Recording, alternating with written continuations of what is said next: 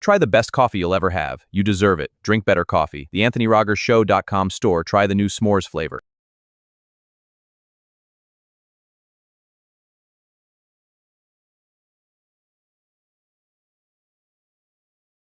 You have anything to say to America?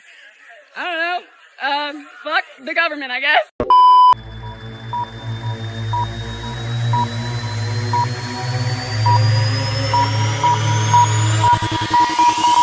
You will watch the new Anthony Rogers comedy set on Soapbox via MetaQuest. Yes, we just interrupted the Anthony Rogers show, but I promise it's worth it.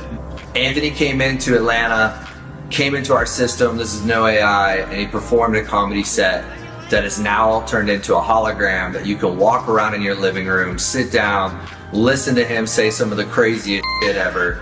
You gotta check it out. Hi, my name is Anthony. I guess I do comedy today. I was kidnapped by this company called Soapbox, and they told me to talk to you guys. They're going to kill me if I don't do a good job, so please clap. You can download Soapbox free on the MetaQuest app now. Download now.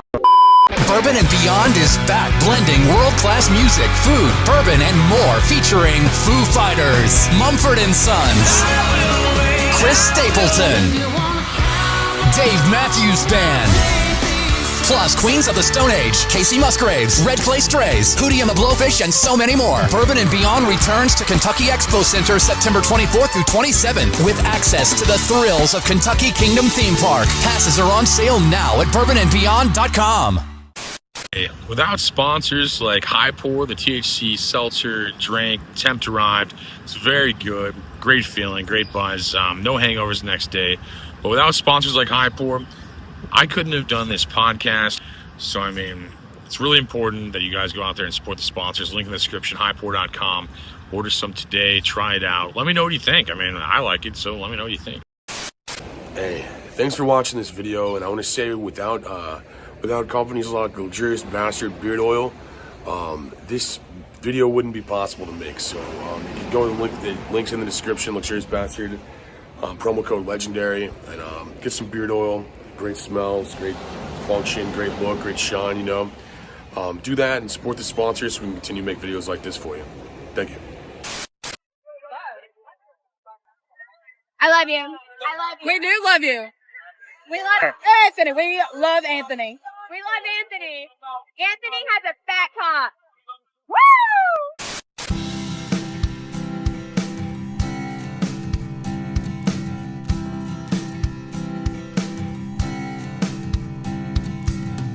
This is the best show in the universe. The Anthony Rogers Show. Recorded live in downtown St. Louis. Do you even know where that is, you fucking idiot? Everyone else's show is most likely ran by someone that has a picture with Jeffrey Epstein and Ghislaine Maxwell. Remember when we found out that all the famous people, royals, politicians, etc. are just satanic pedophiles? Then we just did nothing about it and moved on with life. I think it was some Israeli blackmail scheme. Anyway, like I was saying, here's the Anthony Rogers Show. The best show in the universe.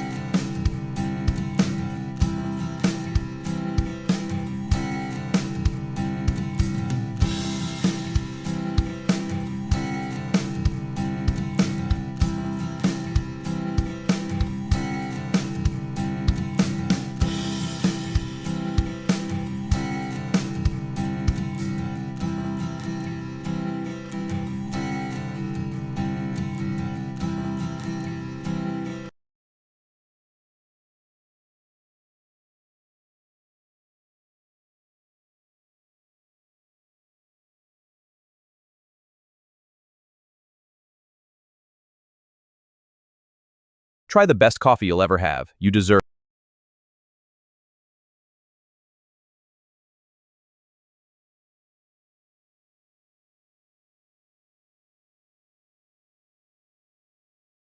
Turns out you have to turn your microphone on to intro. So welcome back to whatever show this is.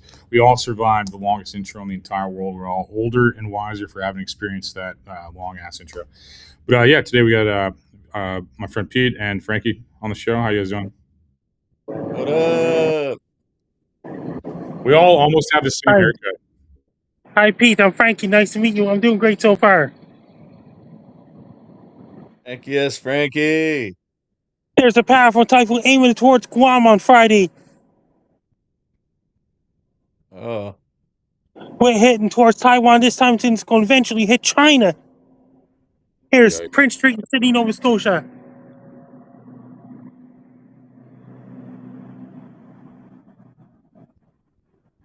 Pretty.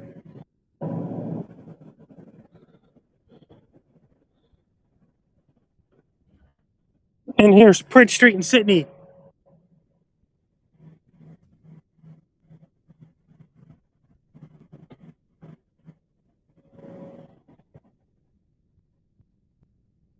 What's the weather like at Lake Ozark this weekend, Frank?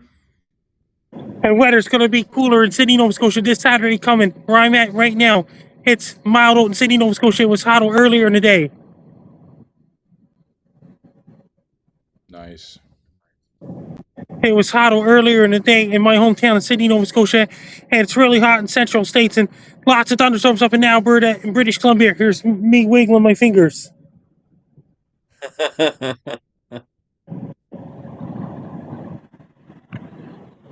Educational. Yeah, you got people in the comments asking if Frankie, why do people think you're AI? They don't know any better. That's real, isn't it? That's good. That's the best answer possible. Hi, Toby has made it. What up, Toby? How you doing?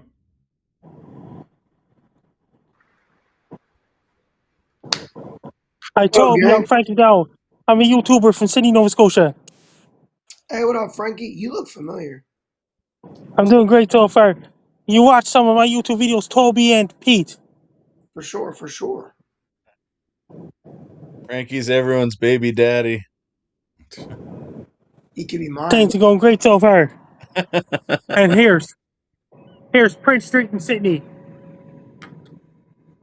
What's the temperature like out there, Frankie? What you do it in Celsius over there? That's Prince Street in Sydney.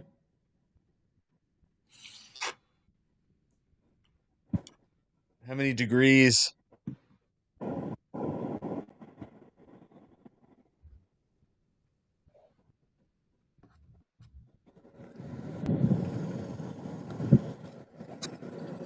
It looks cold, that's for sure. Can't be too cold if you're out there. What's wrong? This time of night. What's going on? Did you freeze? Did Frank freeze? I heard him say make a noise that freeze or something. Maybe he is AI. Man, what a treasure. Frankie's so great, man. Oh. What up, Landon? How you doing? Frankie just left. Frankie's done. Yeah, I did his weather. He said his street. If you live on Frankie's street, you got the weather today. Like if you don't live on his street, you're you don't quite have the weather report, but we'll get there. Yeah. It's the most official weather. That was the most official weather I've ever seen in my life.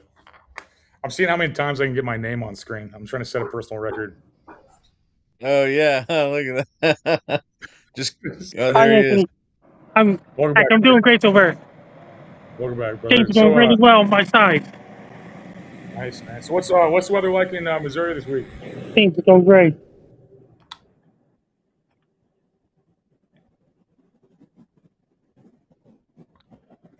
Here's Prince Street in Sydney.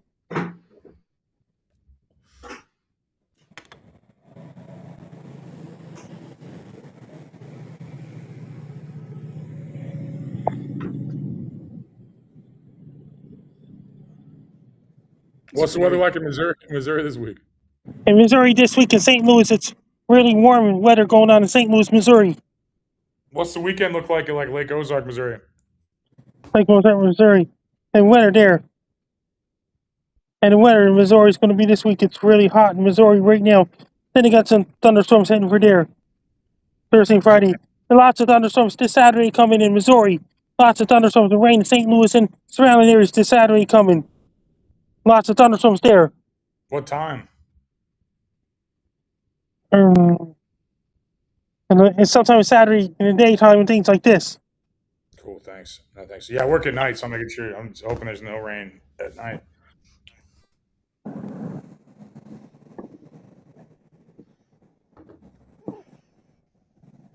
and in Ferguson, Missouri, and in St. Louis and surrounding areas. A whole lot of thunderstorms going on this Friday, Saturday, and Sunday. It's going to be 100% chance of thunderstorms this Friday. Then it got a typhoon aiming it towards Guam, fighting towards Taiwan, and eventually China. Is going to bring so much rain going on in China. Damn. It's a lot of fucking rain.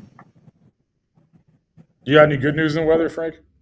It's going to be cooler weather. New Zealand got lots of rain there. In New Zealand, Southern Hemisphere, New Zealand, Botswana, Mozambique's in the dry season now, and Angola's in the dry season, and Madagascar, La Réunion, and Mauritius are in the dry season. India's getting so much rain lately. It's really hot down Southern California as well. Lots of thunderstorms going on in interior BC as well.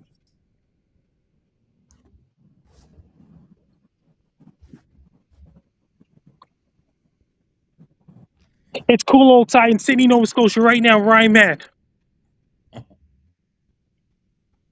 How cold is it? It was pretty cool. It was hot earlier today in Sydney.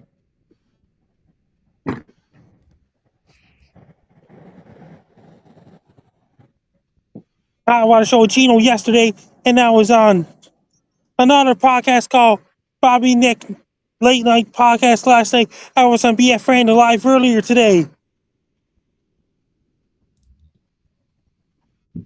How was that? And Christy Smith's doing great so far. Christy Smith is doing great so far. Nice. Christy Smith will be one of the guests on your Anthony Rogers show in the future. I want to give a special birthday wish to my love, one of my biggest fans, the most handsome man in the whole wide world, who knows the weather, by the way. Frankie, happy birthday, baby. Wishing you many, many, many, many, many more. And Ebony Mystique also really loves me. According to that video, she really loves me in the video. Things are great so far. Hell yeah, dog. Love Ebony Mystique. And it's cool outside where I'm at right now in Sydney, Nova Scotia, Canada. That's the A&W down on Prince Street in Sydney. Heck yeah. Nice. You go there a lot, Frankie? And I'm on Base Guy Show this Friday. W's in the chat, dude.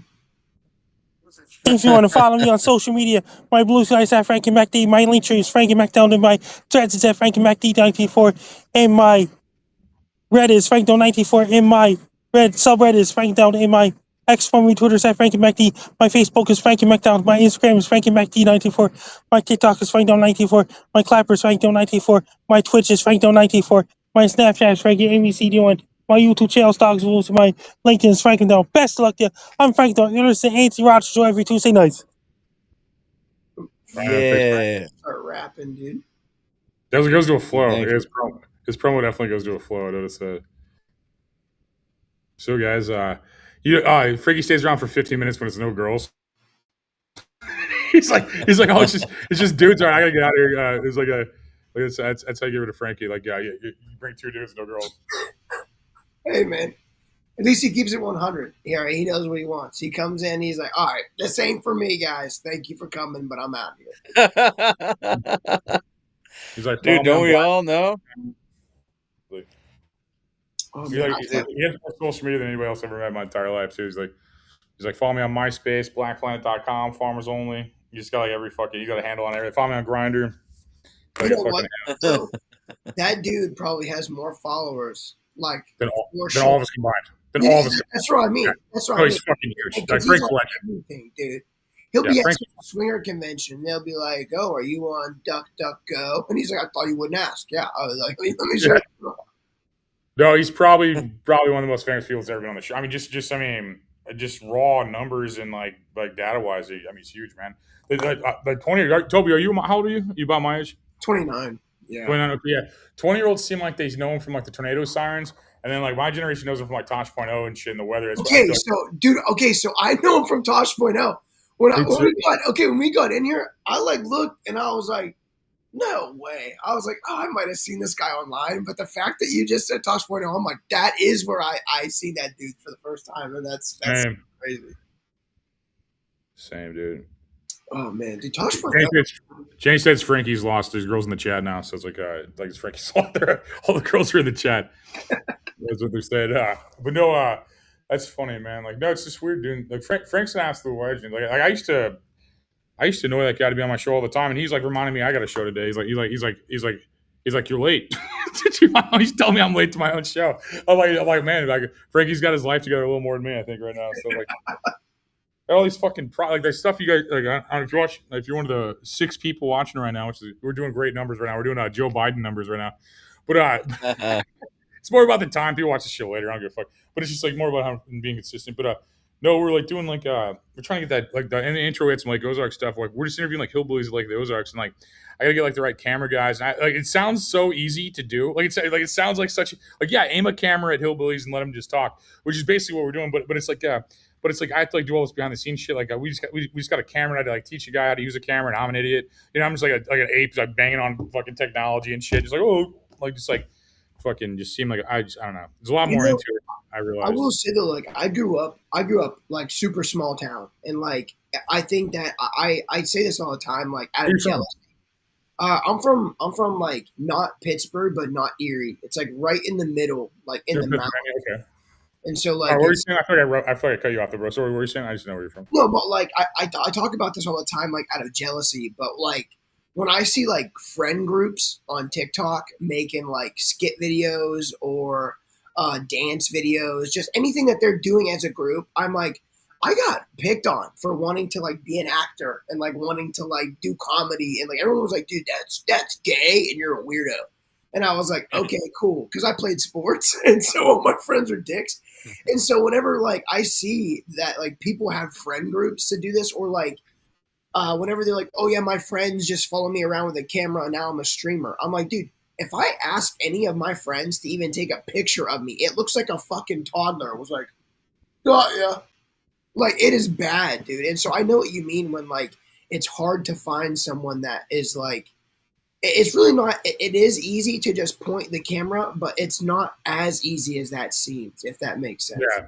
No, you're right. Yeah. And you got to make sure that people, like, if they're going out of town with me, they got to not be annoying. You know, I mean, that's the main thing. Like, it's like, are you not annoying? Do you take showers? Perfect. Okay. Get in. Yeah. Get in. That's the hardest part. Figure the rest out later. Figure the rest out later. Yeah. It's like, I mean, you guys are doing the same shit with comedy. It's like, I don't think I have friends. I think I just have constant staff around me now. I think all my friends are like raising their children, and I just constantly have like 20-year-olds I hire for $100, like for fucking bullshit jobs all the time. I feel like what's that one filmmaker that fucking doesn't pay anybody? What's his name? He makes like the fucking. That's probably every filmmaker, but the fuck's that guy's name? I'm blanking around. He had the trauma shit. What the fuck's that guy's name? Oh, Lloyd Kaufman. Yeah, I feel like Lloyd Kaufman. I'm just surrounded by 20-year-olds I pay. That's like what it feels like. I'm like, do I actually have friends anymore, or is it just a bunch of 20-year-olds I pay? Like, it's just like that's like what it feels like. You know, it's like I feel like Lloyd Kaufman at 40 already. Yeah. Your real friends are the people you hired along the way. Well, I just feel like everyone's like having a family and shit. You're like my age, aren't you, Pete? How old are you, Pete? 37. You know, oh, you guys are both younger than me. Okay, but yeah, no, it's like it's like like everyone else is like I feel like you have a little time after high school. You have like a good year or two to like party with people while everybody's going to college and shit, and then like everybody like raises their family until they retire, and then you have like a little bit of time before you die. Like at the senior you're like, yeah, I can play checkers for like 2 years before I die. Fuck yeah, you know, it's like that's what it seems like. And I'm just like a dude who like I haven't had to be anywhere in like a long time, so I'm just like I don't know, it's like fucking can't relate. I live way beneath my means, like way beneath my means. My biggest problem is like either A, someone's like, oh, I want to do some sketches with you, and then like they just say that once and then disappear entirely, or B, like I don't know, so it's so difficult to like come up with an idea for a sketch that is possible. You'll be like, wouldn't it be cool if like these two guys are on a spaceship? Okay, maybe I don't have a spaceship setting, but okay, yeah. Another idea. What if like, you know, everyone's underwater and they're trying to, no, wait, we can't, I don't have an underwater camera. And there's just one thing after it's, but like, a lot of the time people are like, hey, I want to do sketches with you. What do you want to do? And then I'm just like, yeah, we'll do this one. You know, you have to think it all through. We'll do this one on Thursday. Bring some scrubs, find some scrubs at a thrift store. We're going to pretend that we're doctors.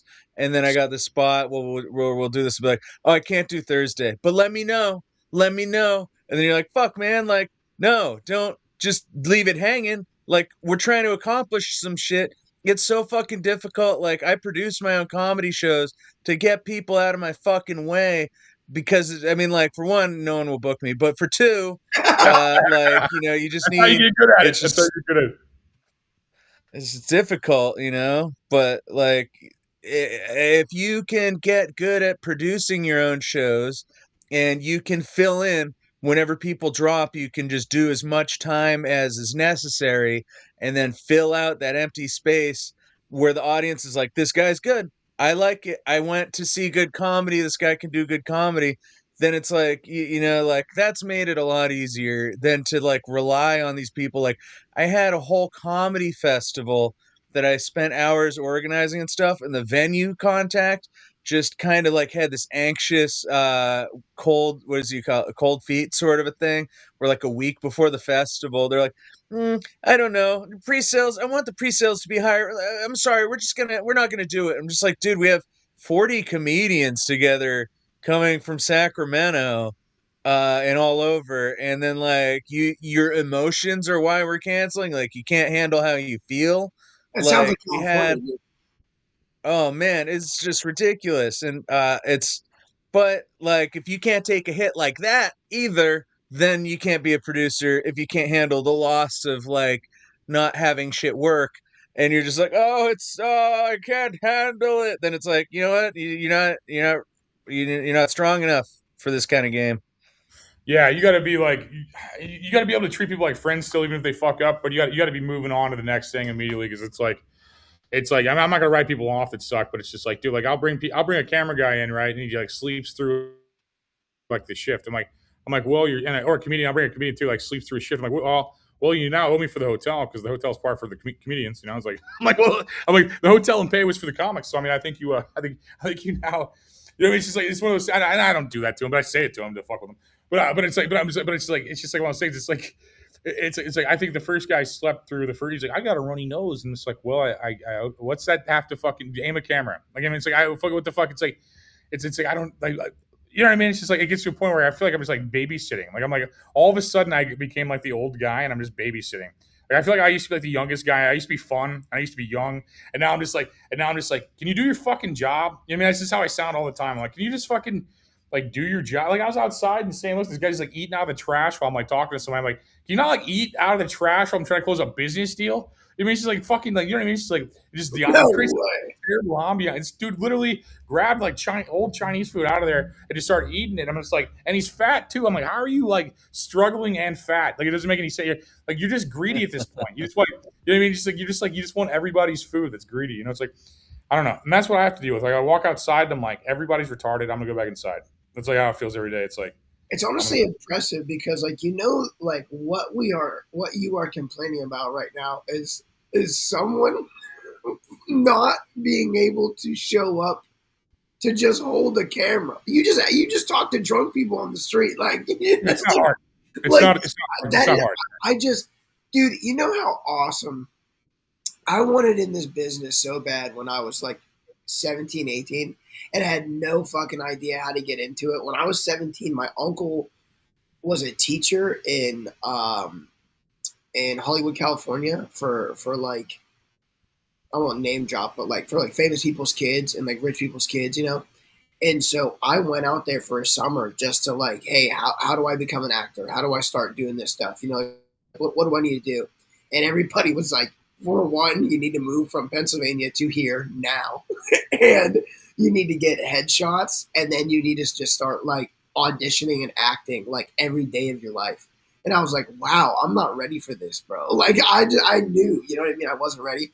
I would have killed for anyone around my area to be like, look, dude, all I need you to do is fucking point the camera at me, and then we're going to make some cool shit together. And I would have just been like, my saving grace. I had to find the camera. I had to find the camera because everybody just has a phone, which I get. I use my phone for most work anyway.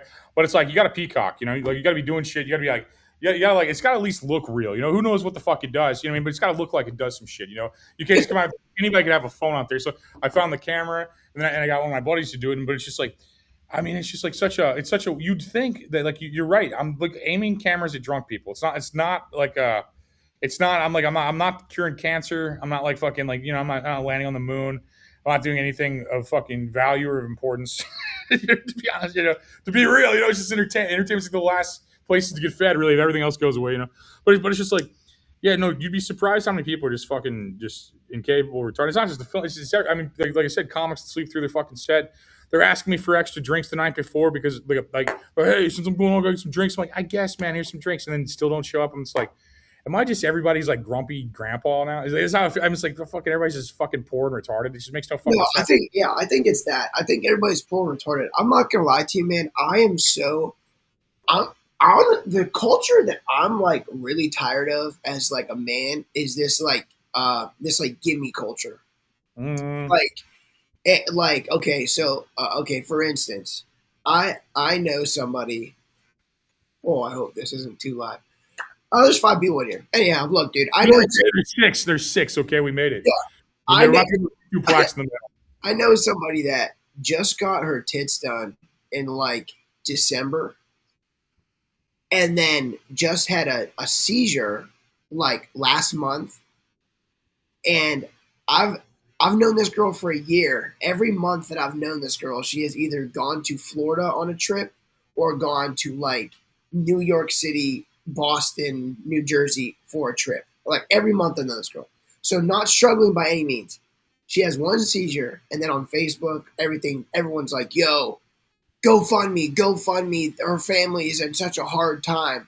I'm like, I swear to God, if you're really struggling, take the things off her chest and sew those back. Like, I hate that culture where, you know, it's like, hey, I have everything. I have this little inconvenience. Now give it to me just because I want to. And so because you're hiring these guys and they come through and they're like, well, look, bro, like, since I'm doing this, it's like, you should really just be like, thank you for fucking giving me this opportunity. And if I do a really good job, do you think you could give me an extra shot? like I am the exact opposite where I'm like, dude, please just call me back next time. Like, don't even pay me this time. Just call me again.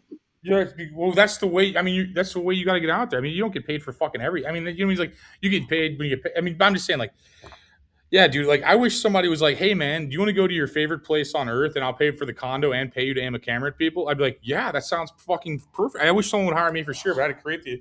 And like a lot of these guys get paid before I do because I feel like you have to. I mean, if you're basically taking somebody fucking 3 hours away. I mean, that's fucking crazy. You know what I mean? And for the weekend and shit. And like, if they had a family, it wouldn't even be possible. So they're just like young people that are down for the art aspect of it. I give them cash. I mean, give them like, you know, $100 a day and some weed or something allegedly, you know. But it's just like, you're not getting rich off me. But like, they're getting paid, and like, that's fucking good work to be in a vacation land. You mean you get $100 a day to live in vacation land? I'm like, what the fuck? And it's experience. You know, guys been to Lake Ozark? You guys ever hear of fuck you pay me? It's like the common phrase like that a lot. I mean, like, so there's like, you know, the different, we're all comedians, so like we know bad comedians and we know comedians who are great, and then there's a wide berth between the two. And then all comedians can access forums for like, you know, should I expect this out of a show or that, or like, should the producer be giving me drink tickets only, or like, I feel like I'm worth this much. And then like some people go up to a bad comedian, they'll be like, hey, you know, you're putting time into your gas and your hours that you're there, and you're putting you're putting your identity out there on your social media, promoting for them. You're doing all the work. You know, fuck you, pay me. You should be at least getting like $100, $200 for this 5-minute spot. And these people, like, oh my God, they're like, I know amazing comedians that will just work for free because they're like, yeah, I just want to get out on stage. I like doing comedy. And then I know terrible comedians that are like, what's in it for me?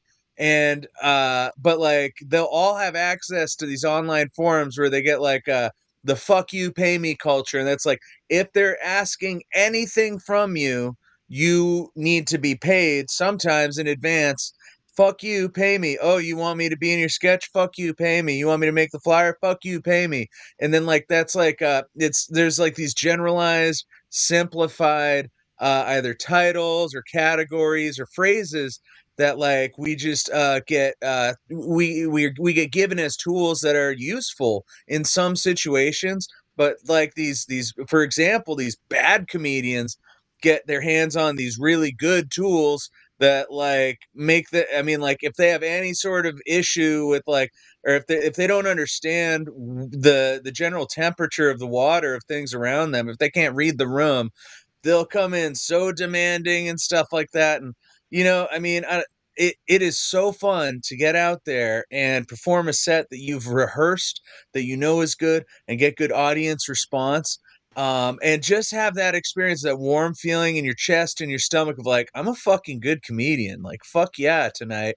That it's just like the disparity is just jaw dropping between that and like the people who demand money often don't deserve the money at all.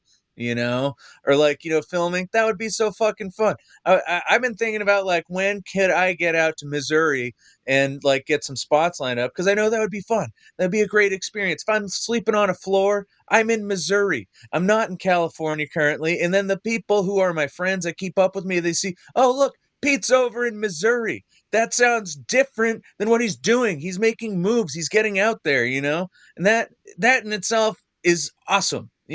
Like, that's worth so much money for the experience. I would want to do that. I think the more you go, like comedy almost becomes like the promo for you in business. You know what I mean? To where like you're used to we're used to publicly speaking and stuff. To where like we just get put in these situations where now like because like when you do comedy, you introduce yourself to the entire town. Like basically, oh hey, what's up?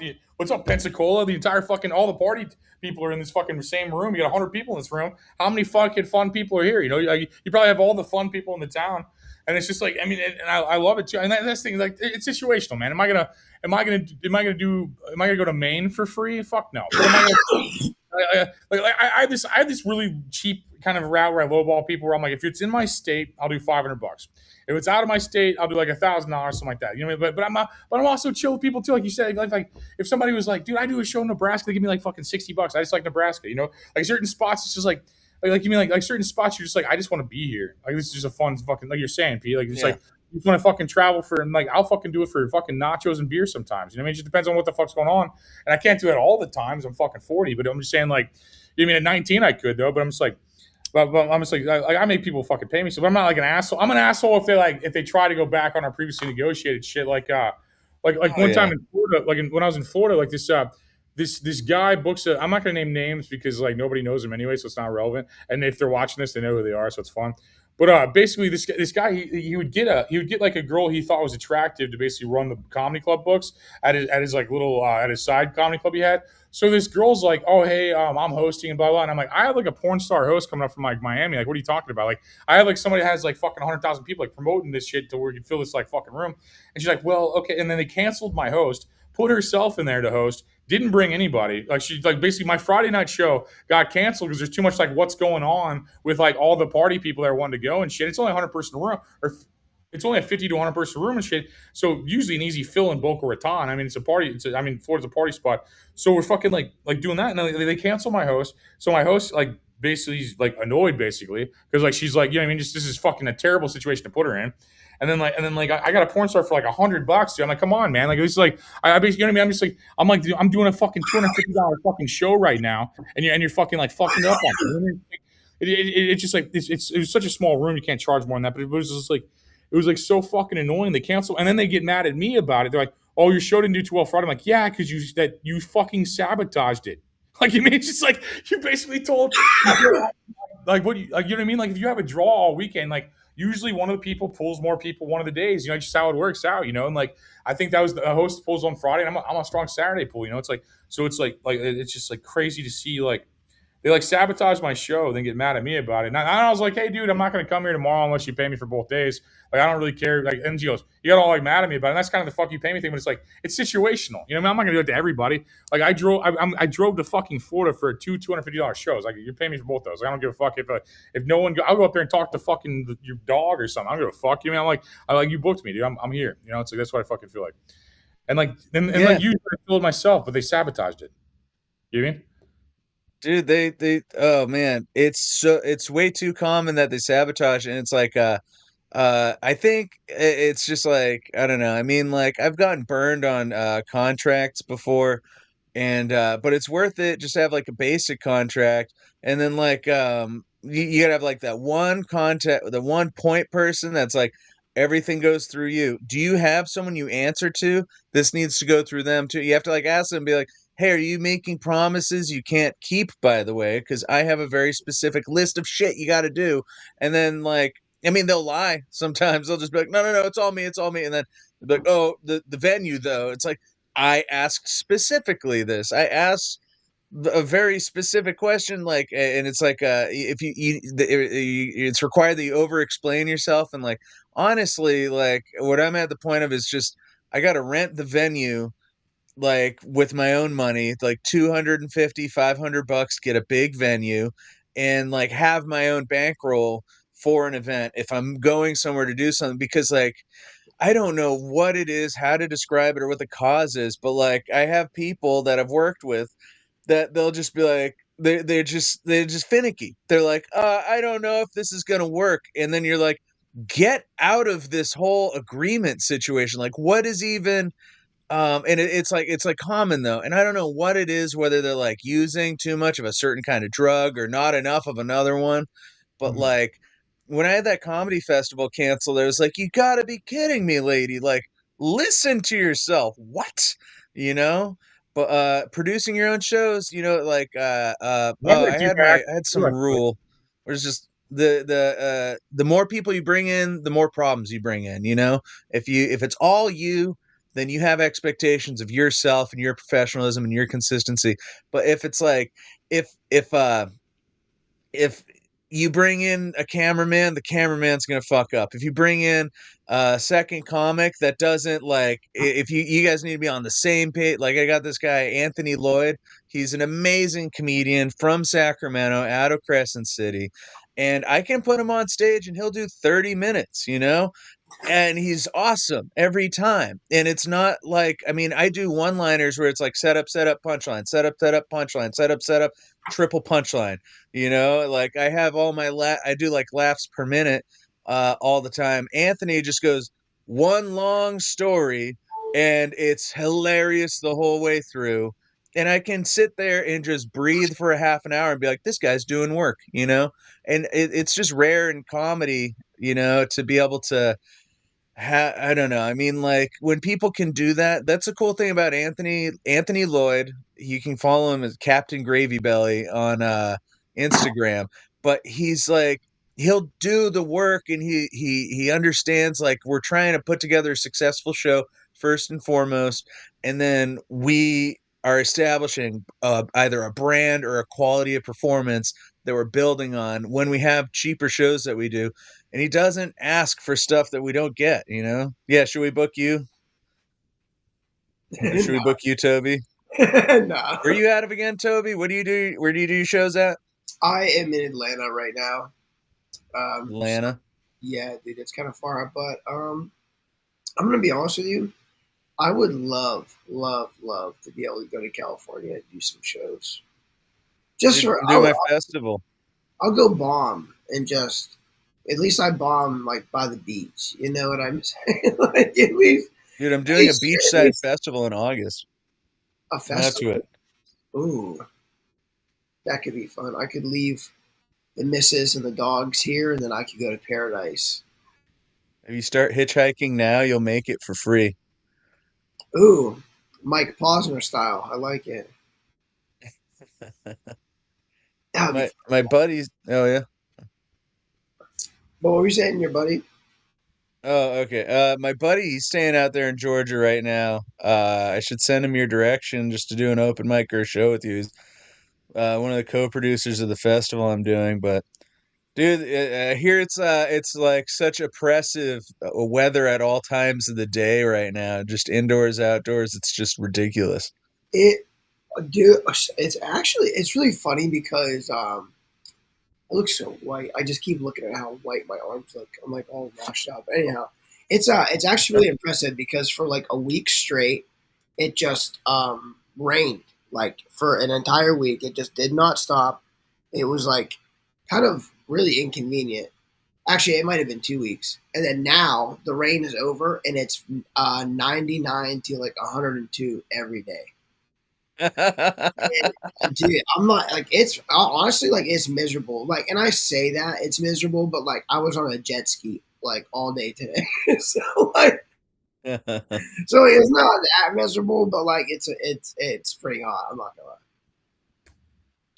Well, you know, good times. Dude, that'd be lit. So you're California. Anthony is I'm St. Louis, St. Louis. Okay, middle of the United States, basically. he's in the United States. Yeah, no, middle of the United States. Middle. I thought you were like it's in the United States, like as if I was like, oh yeah, dude. Like you're my Uber driver. You're like, where are you from? I'm like, America. Yeah, I'm American. Yeah, it's like, Yeah, Uber driver. exactly. Don't say. Right here in the belly of the beast. You know, it's like like fucking. Man, Is that where the Ozarks are? Or the Ozarks? Ozarks are an hour and a half out or so.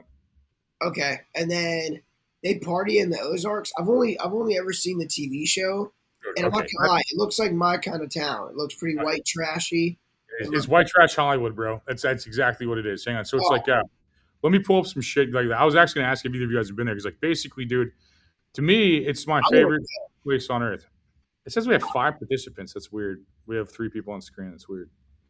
How do we get rid of them? I don't know. All right, so let me pull this up. Okay, so I mean, basically, they flooded an old town called Bagnall, and like basically they flooded it to where like this is the tips of the mountains, and they flooded everything else. Can you see my mouse cursor, or am I just like using it for no reason? No. Okay. So cool. were there people alive when they flooded it? Yeah. They cleared they told all the mountain people to get the fuck out. There's a huge like argument about it and shit because like the locals are like fuck you, I love my house, and they're like get out of here, poor people, like get out. And then they built like a dam, and then they flooded all the pores out, and then they moved in a bunch of assholes like me that just want to get rich as fuck, and then like it's pretty fucking cool. Like the pool bars. Let me see. Like that's awesome. This is the kind of shit I like doing because like. I'll go to Marty Bird's obviously too and stuff. That's where I'm at primarily on the strip. But like, dude, like this place is like the best place on earth. Like, it's like, I mean, this looks a little too crowded for my take, but basically this is like a huge pool bar area. Why is it not pulling up? Like, hang on. Yeah, double click or no? Just Zoom or something. Okay, there we go. So basically, I mean, it's like my buddy's a DJ, so he's up here like, you probably can't see my cursor, but he's up here with the stages at and shit. And then like, there's 2 pools here, a bunch of bars here, and like cabanas for fucking people, the fat people wear the t-shirts, and then like that's like the whole dude. The pool bars are the spots because that's what I like about the whole thing is basically that because like because I mean you just go there and you just like get trashed in a pool bar, and everyone's like attractive except for me, so it's like great. So it's like I'm just around like a bunch of tens, but I don't have to like look at me, so it's like not bad for me. It's just bad for everybody else. And like I'm the only person without a 6-pack and like a fucking Ferrari, and like I know, but it's fucking the vibe is so cool. And then Marty Bird's is like a bunch of 20-year-olds and shit just getting trashed, and like it's like 1,000 people there just getting trashed. And we do comedy for a bunch of people that otherwise wouldn't give a fuck we're there, but we're like some of us can make them pay attention to us. Like the ratio last time was 100% win with 4 comics, but the ratio before was 2 comics lost, 2 comics won. Because like you got to get in their fucking face, and you got to be like. You know what I mean? You got to fuck with them and shit. This is like a bunch of mountain people, fucking Neanderthal, fucking like hillbilly assholes like myself, you know? Just like my people, you know, my people. That's awesome. See, and like I'd probably. Dude, I got to get a show there. Yeah, I'll book you sometime, man. Like I'll give you $50. Go all the way here for $50.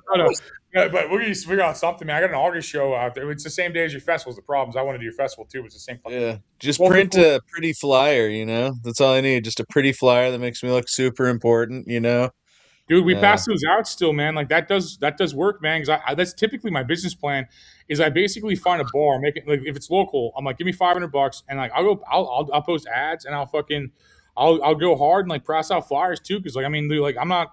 I mean, dude, our job is so easy. Like, just like the part of where you just talk. So it's like I create more things to stay busy, so I get more results. Because like I don't have to do anything. Probably, I like literally they're my friends. Their bar is popular already. I could probably literally do whatever the fuck I want. But it's like good to know that like, you pull like fucking 40 random motherfuckers because they like you at a fucking like when you're drunk at some pool bar. It's like, and then like I know all the people there too. So like all the DJs are announced I'm in town and stuff to go to Marty Bird's and shit. So it's like I swoop the town. It's like I'm pretty big in that. I'm like in St. Louis. Nobody knows who the fuck I am. I can walk around. Everybody's just like, it's just bums ask me for money. I go to like Lake Ozark. So like I fucking know everybody out there. It's crazy. I know the locals. I know the tourists. It's like such a fucking fun spot. You grew up there like basically your whole life? Like you're from? I'm from O'Fallon, which is about an hour and a half outside of Lake Ozark, and it's like I went there every year for summer, so it's like this weird nostalgia thing I had with family. Okay. So like you're 16, I was like, it's just they got me every way. They got me nature, nurture, every fucking way possible. I mean, I'm hooked on that area, and it's just like it's my favorite spot to drink tequila, like probably fucking ever. It's like that's awesome. I think it's weird, like.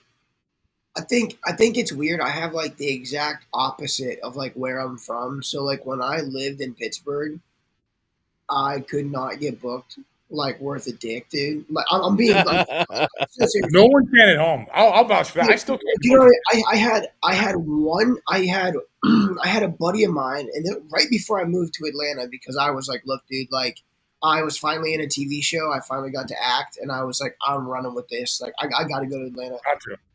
But like, where are you in? Mayor of Kingstown, and then I was just, I don't know if I'm allowed to say the one that I was just in, but it comes out in February, and wouldn't they want you telling people so people watch it? We got 4 people. Yeah, I guess it's done filming. Yeah, I guess. Oh, so it's Glenn Powell, Judd Apatow. Cool. Yeah, dude, it's gonna be awesome. Congrats on some more. I'm pretty excited, but I was just like a day player. Like it wasn't anything like too insane. I'm in a few scenes, but I'm saying you're young and you're out there getting it, man. Keep doing it, man. It's like fucking like just keep fucking chasing it, man. And one day you'll be like Pete, like one day. Exactly. Bald as fuck. I'm bald too. I wear a hat. I did one show back home that like sold out and like did awesome. That I put together myself, and like it did awesome because my friend owned a bar and he had it put together. But like anything else, like I can't book St. Louis. That's probably why I book Lake Ozark's the closest to my home market I could book with it being effective and it being worth my time. And it's just like I book Cape Girardeau. I book a lot of stuff around Missouri. I probably got like 3 or 4 cities I'm pretty big in Missouri.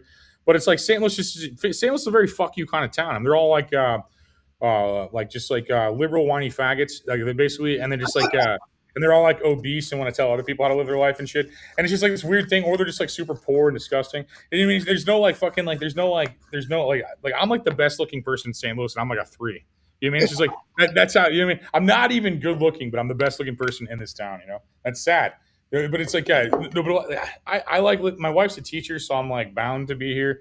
But like I don't really like being here. I think Lake Ozark's my favorite place on earth, and I'd rather travel. I'm like a nomad kind of person. Like I feel like I live in a bus forever. I lived in a bus for like 4 years. No, I didn't see anything to Pete False Promise on a tour. I didn't mean to do that, but I had a lot of shit going on. I'd like to get another tour going too, honestly. Like, oh no, dude, that's totally. We're just trying to figure out a tour, and that was, like it's really fucking hard to put together a tour. But that wasn't a false promise. I don't think that's just. We're gonna be doing stuff. I got this super cool show, and like I was doing it all last year. It's called Eclectic Farms, and it's basically like my set that I do. I put together a slot from midnight to 2 a.m.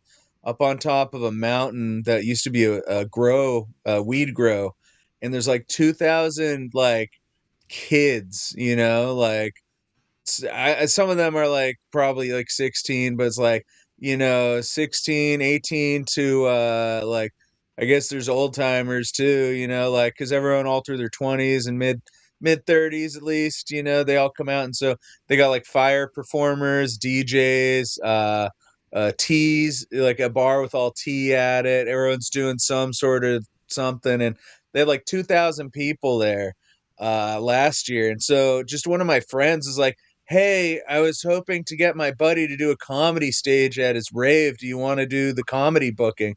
And I was like, yeah, that sounds fun and stuff. And then they like print the flyer. I'm like, you got me on Eclectic Farms, dude. And then it's just like, yeah, it's my buddy. And it's just like, this is, and it's like, it's a 2,000 person festival. They do like 4 times a year just during the summer. And it's like, your classic Electric Daisy Carnival kind of thing. But like, you got to look it up, Eclectic Farms. But we got that on July 11th when you're at the Ozarks or whatever. What's it called again? Lake of the Ozarks. Yeah, Lake of the Ozarks. And but like, so they were saying like, hey, can you open? And it's just like, okay. And so like, I was just gonna come out as just me. And then they're like, okay, so you're doing from midnight to 2 a.m. I'm like, fuck, I have to find. You have a 2-hour set?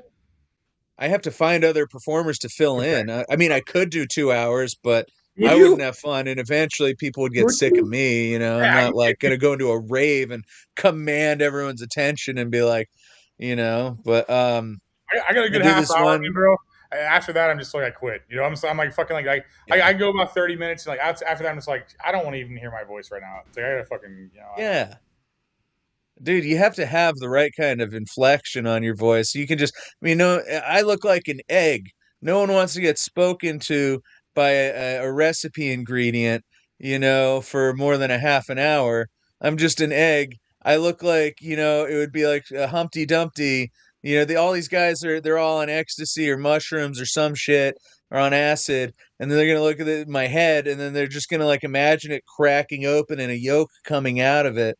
And event like by the time so much time goes by, I got my buddy Anthony Lloyd. He's coming out, so he can do a half hour. I can do a half hour, and that like we're pretty rural where we are in California, so it is going to be a bitch for me to fill up that other hour.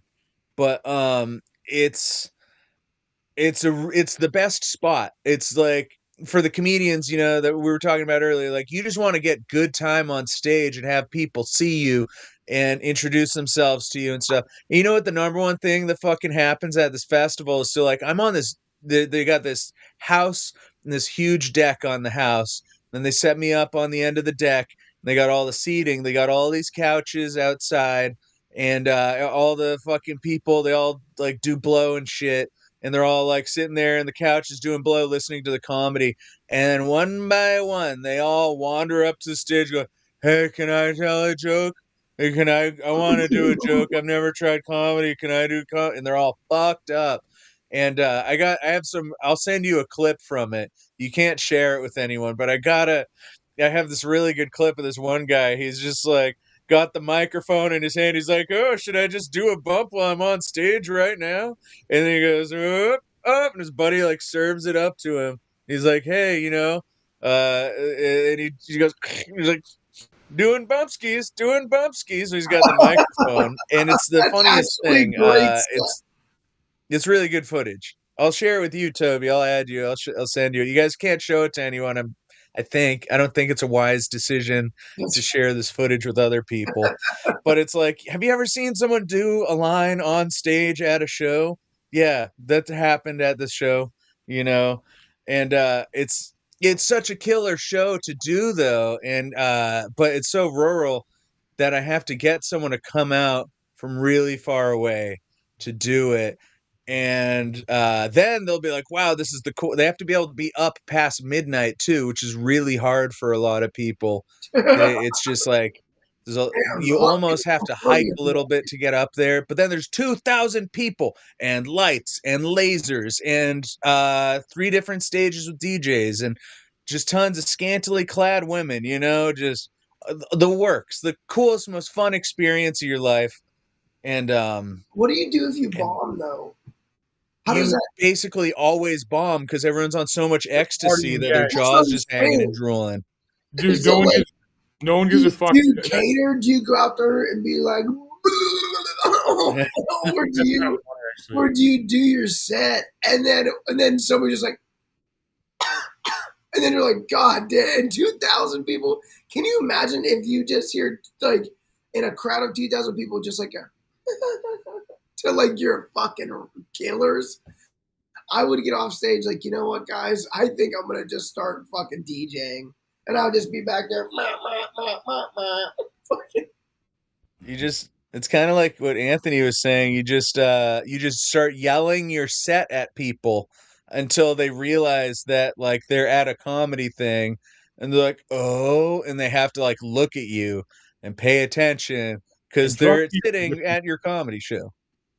Dude, the drunk people are different than drunk people. Drunk people want to be a part of the show and like talk to you. Like drunk people just stare at you. They're just like, Always, dude. like you do. I don't know your festival, but like I'll do a weed festival, bro, and they're just like I do like Mo Canna Fest, and like they'll just like stare at me like this the whole time, just like into my soul, and like don't react to anything I fucking say or anything like that. And like I have to like get crazy with them to fuck with them. I'll be like, It's delayed. I'm not actually a comedian. I'm actually FBI. I was just you're all under arrest. I have to like do shit like that to fuck with them. Otherwise, like dude, like they don't give a fuck that I even exist. You mean Well, like it's delayed. Yeah. You say it, and then you wait, and then there's no hit.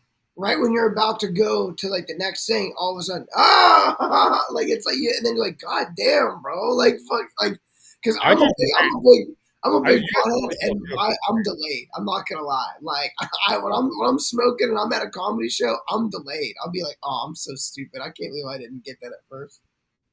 Yeah. I changed smoke weed, so I'm just like, it's like a cigarette to me. I'm just like, I'm gonna tell these people, I'm just like, I like fucking with people. I like pissing people off more than I like making them laugh. People saying the laugh for a minute thing. I just like the entire room being mad at me, and then just getting fucking like really pissed, and then I like bringing them back. I like telling a bunch of like fucking teachers the Holocaust was fake, and like just having them argue with me and shit. And I just like fucking I just love fucking with people. You know, I just like making up shit and just being like whatever I can, just like straight facing the craziest shit and seeing what people do. And like I'll just like take like weird arguments, like take like a pro heroin argument or something like that, just to like fuck with people and like just like see what I do. Like I like that shit, or like bullying. All like I like going like bullying. He doesn't like bullying. I love bullying.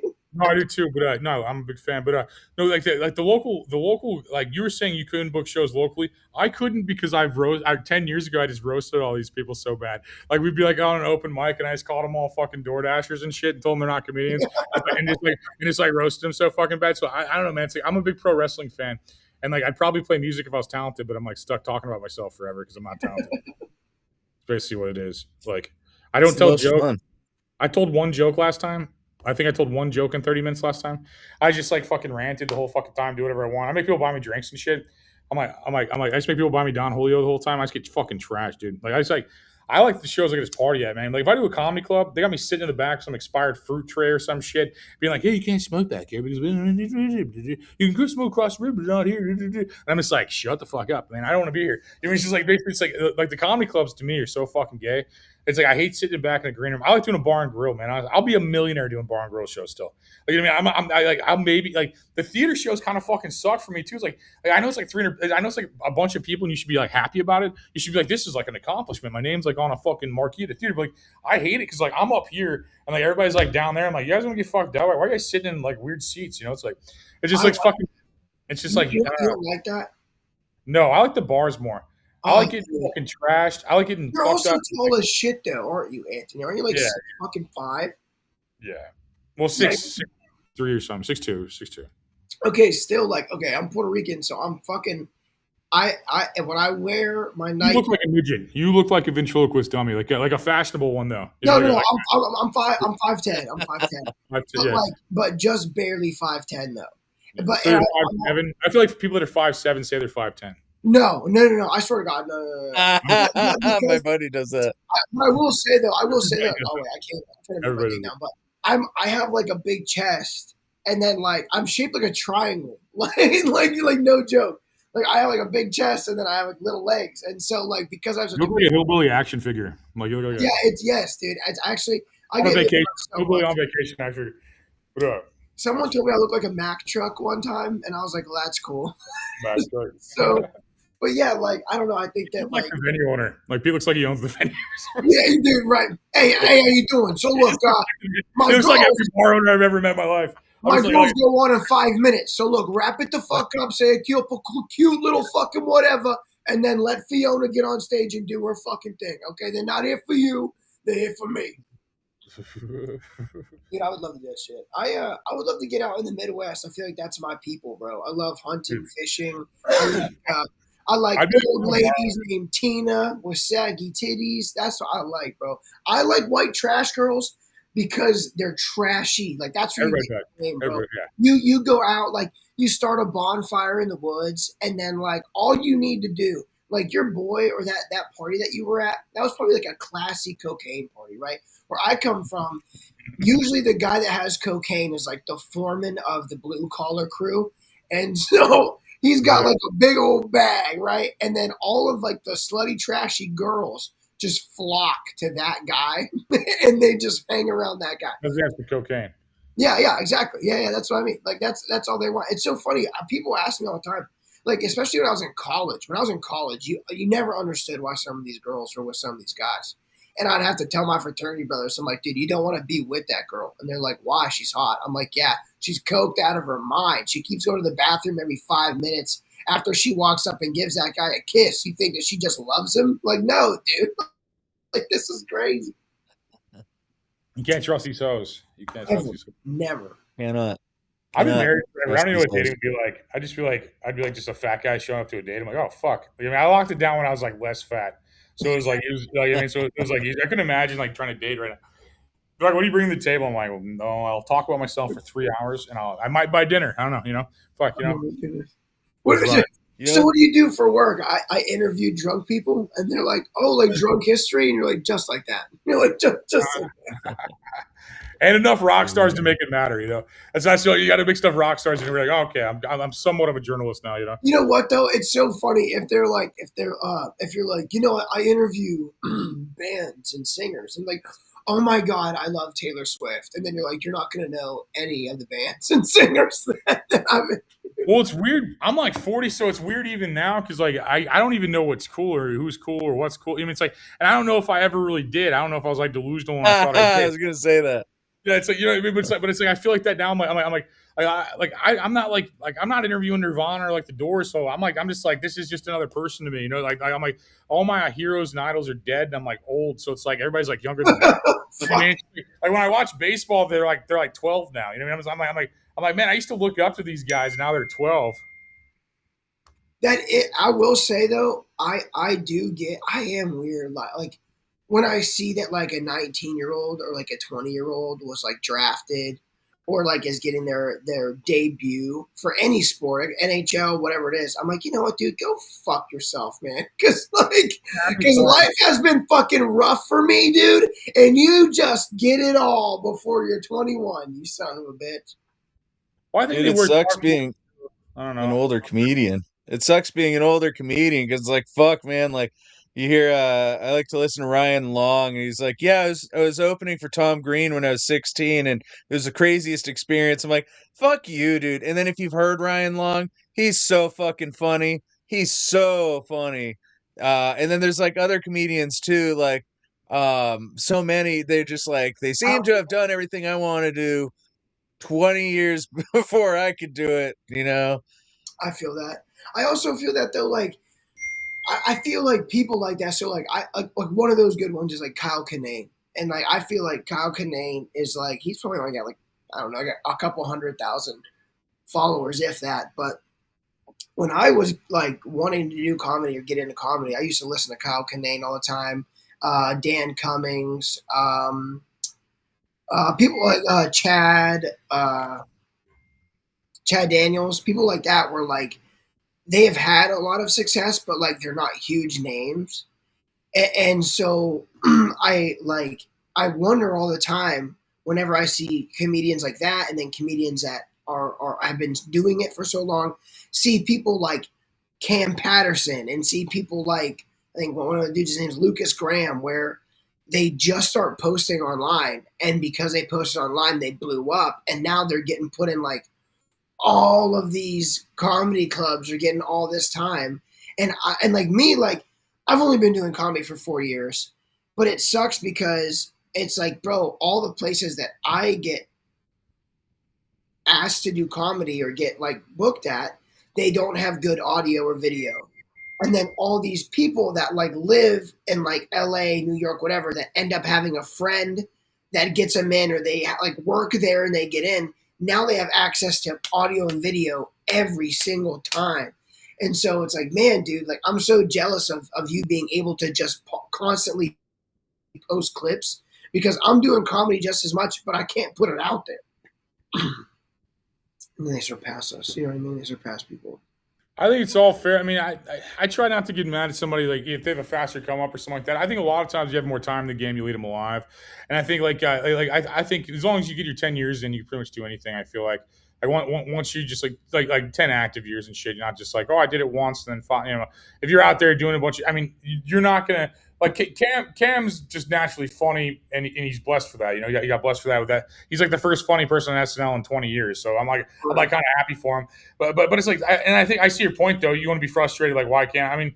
It's just a matter of putting in the work, man. Like we're all just fucking we peak at different times, man. He was probably saying the same shit before he popped off. Like I mean, just like you are, you know, like right. I'm not mad by all means. I know we all definitely, we all definitely. I just mean like, yeah. Like I'm not mad by any means, and like for sure, dude. Cam, dude, I got to. He's just hilarious. I mean, he's just a natural funny guy. Like I'm not even that funny. I just don't want a job. You know, it's like exactly. And he was super cool, dude. Like I met him in person, and like he was really awesome. I met him twice. The first time he did not say anything to us. It was right after Rocks or whatever like popped off. Oh, okay. And Tony had just kind of like adopted him. Not a big fan of Tony. Sorry about it, but he was real quiet. But then the second time we met, he talked. He was awesome. He was like really nice. He was really cool, and I am super happy that Cam at least is doing awesome shit. Yeah, because like there's room for all of us. Like I mean, like just because someone else's success doesn't mean our loss. You know, it's like, and I think the more you like, support other people's wins, the more you'll win. Basically, is what it is. You know, it's like. I don't know. It's hard to say somebody fucking like if I was telling myself at 20, I'd be like, shut the fuck up, fag. You know, like if I was like 28, some old dude trying to tell me some shit, I'm like, you know, I wouldn't give a fuck either. But I'm just saying, like, I just feel like there's room for everybody, man. Like I used to be like that too. I'd be like, oh man, fuck Justin Bieber. He's just like a fucking. He lets Usher rape him, so he has a fucking music career. You know what I mean? It's just like, what the fuck, dude? Why couldn't Usher rape me? Why wasn't I an attractive kid that Usher wanted to rape? You know, it's like. No, I'm just joking. It's just joking. But that's how I got a career. You got a rape blood. You got a point. Yeah. Why was I a fucking ugly kid? Come on. Well, now I have something else to be upset about when I go to sleep tonight. Why couldn't have Dan Schneider picked me as a kid? Jesus, what an ugly man too to be the guy who did all the Dan Schneider shit. It's like at least if Dan Schneider's gonna do the Dan Schneider shit, could he have like at least looked like not like a piece of chewing gum, you know, like it's a really gross dude doing that. It's always a gross dude. Just maybe that's what I need to do with my career. You know, maybe I should be a Dan Schneider, and then like I'll monopolize all the power on top of the pyramid. I won't have to write a single joke anymore. I'll just be a producer. No. Exactly. JK knee poof. I'm almost I'm 60 this year. I forgot I'm not y'all age. Listen here, lady pants. I've slept with women almost your age. Dude, the old ladies, man, they are physically present at the bar too. They're the most fun. They're the most fun. Especially in the bar. I'm not gonna lie. My favorite oh my goodness. My favorite stupid shit, well, like, especially, listen, okay, this is for JK or any old ladies in the audience, dude. Here's what I will say, okay? If a young man comes up to you in the bar and starts flirting with you, don't ask me if I know how old you are. I don't care. I didn't come up to you because I was like, maybe this woman is like 25. Like, no, I know that you're 38 to 47 and I'm trying to hit. I didn't like, so don't look at me and go, do you know how old I am? I'm old enough to be your mother. Like, don't bring it up unless you want me to call you mommy. That's why I'm hitting on you specifically, lady. Come on. Exactly. It's like, you look just like her. Let's just relax. Let's just. No. That's why I want it. Yeah, exactly. Mom, just call me son. If I was single, I'd go after the older ladies too, because I want to spend the guy's child support on like random shit. You know what I mean? I want her like getting child support. I want to like use it all for DoorDash and like send it to him, and then like just be like, dude, thanks for all the DoorDash, Brian. You're fucking dude. I appreciate all the fucking DoorDash, bro, and thanks for cheating on Donna, dude. It's been sick, dude. You know, I just want to fucking troll. If I was single, I'd just troll everybody all the time. But like, I'm in love with the love of my life, and I can't hook up with Donna that's divorced because my wife would kill me, and she can't really take me. It'd be more of like I'd let her kill me. You know what I mean? It's, yeah. Older women, I like to. They always are like, "Oh, are you hungry? Are you thirsty? I have snacks. Like, do you need anything?" Like, they're always so like motherly and loving. Like, it's a great experience. 10 out of 10. They're always like, "How'd you get in my house?" That's what I say. Seriously, how'd you get in my house? I like to, if you go and hang out at a hospice, you know, you can get on a will like real quick, you know, and just be like, "Oh, you're so beautiful for these last 2 weeks," and you just get on their will, you know, and then, you know, if that really, you know, if you pick them up, I like to pick up women. This is one of my jokes I do. I like to pick up women at funerals because I have morning wood. Yeah. I like that, bro. That's a good one. That's a good one, man. I wish I wrote jokes. You know, I wish I wrote jokes. I wish I wrote jokes, dude. I do. I mean, that was a good one. That was like just like the fucking, you know, just like the mind fucking. It's kind of funny. Like, yeah, like I don't know if I could bang an older lady or like an Asian girl. Or like an Asian girl looks like a boy to me, but not like a hot boy. You mean like like, you know, like a super unattractive boy? But no, it's like, you know, it's like describe an attractive one, please, for the audience. I guess we're never going to Amsterdam. Yeah, dude. Like, there's a lot of Asians in Amsterdam. Speak for yourself. He's like they all look the same. Like, that's the whole point, dude. If I went to Amsterdam, I'd buy Anne Frank's house just to prove it was fake. You know, I'd be like, there's no ballpoint pen back then. You know. Oh my goodness, dude. Did you guys know that? Did you guys know it was a fake story?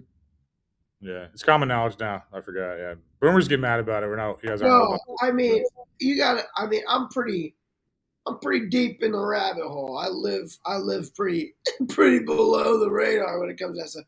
I get weird when people talk to me about it because I think it's really funny. So I'm not political. I'm such a conspiracist. And so when someone's like, "Oh man, did you hear saying about Donald Trump?" I'm like, you know what I think is crazy? I think he's going to do something to get another election. And they're like, "What?" And I'm like, well, so if you're at war in a time during an election, you can actually bypass the election and you can actually, by law, get yourself another term because you're in martial law. Like, I did, like, and then they're like, "What?" And I'm like, "Oh yeah, I think that it's all like, I think it's all conspiracy." And they're like, "So you're a liberal?" And I'm like, "I fucking hate that." Like, and then they're like, "What is wrong with you?" And I'm like, "Look, dude, I don't trust anybody, like anybody on any side. If you haven't realized that they're all against you anyway, you're asleep, you're an idiot." And so to me, it's so hard carrying conversations because when they're like, you know, "We need more gun control," and I'm like, you know, we're worried about guns, and there's people fucking killing and eating kids, and they're like, "Oh, you believe that?" And I'm like, I mean, like, to the bottom of my heart, dude, like, yeah, I believe that. Yeah, both camps like think you're part of the other camp if you're not in their camp.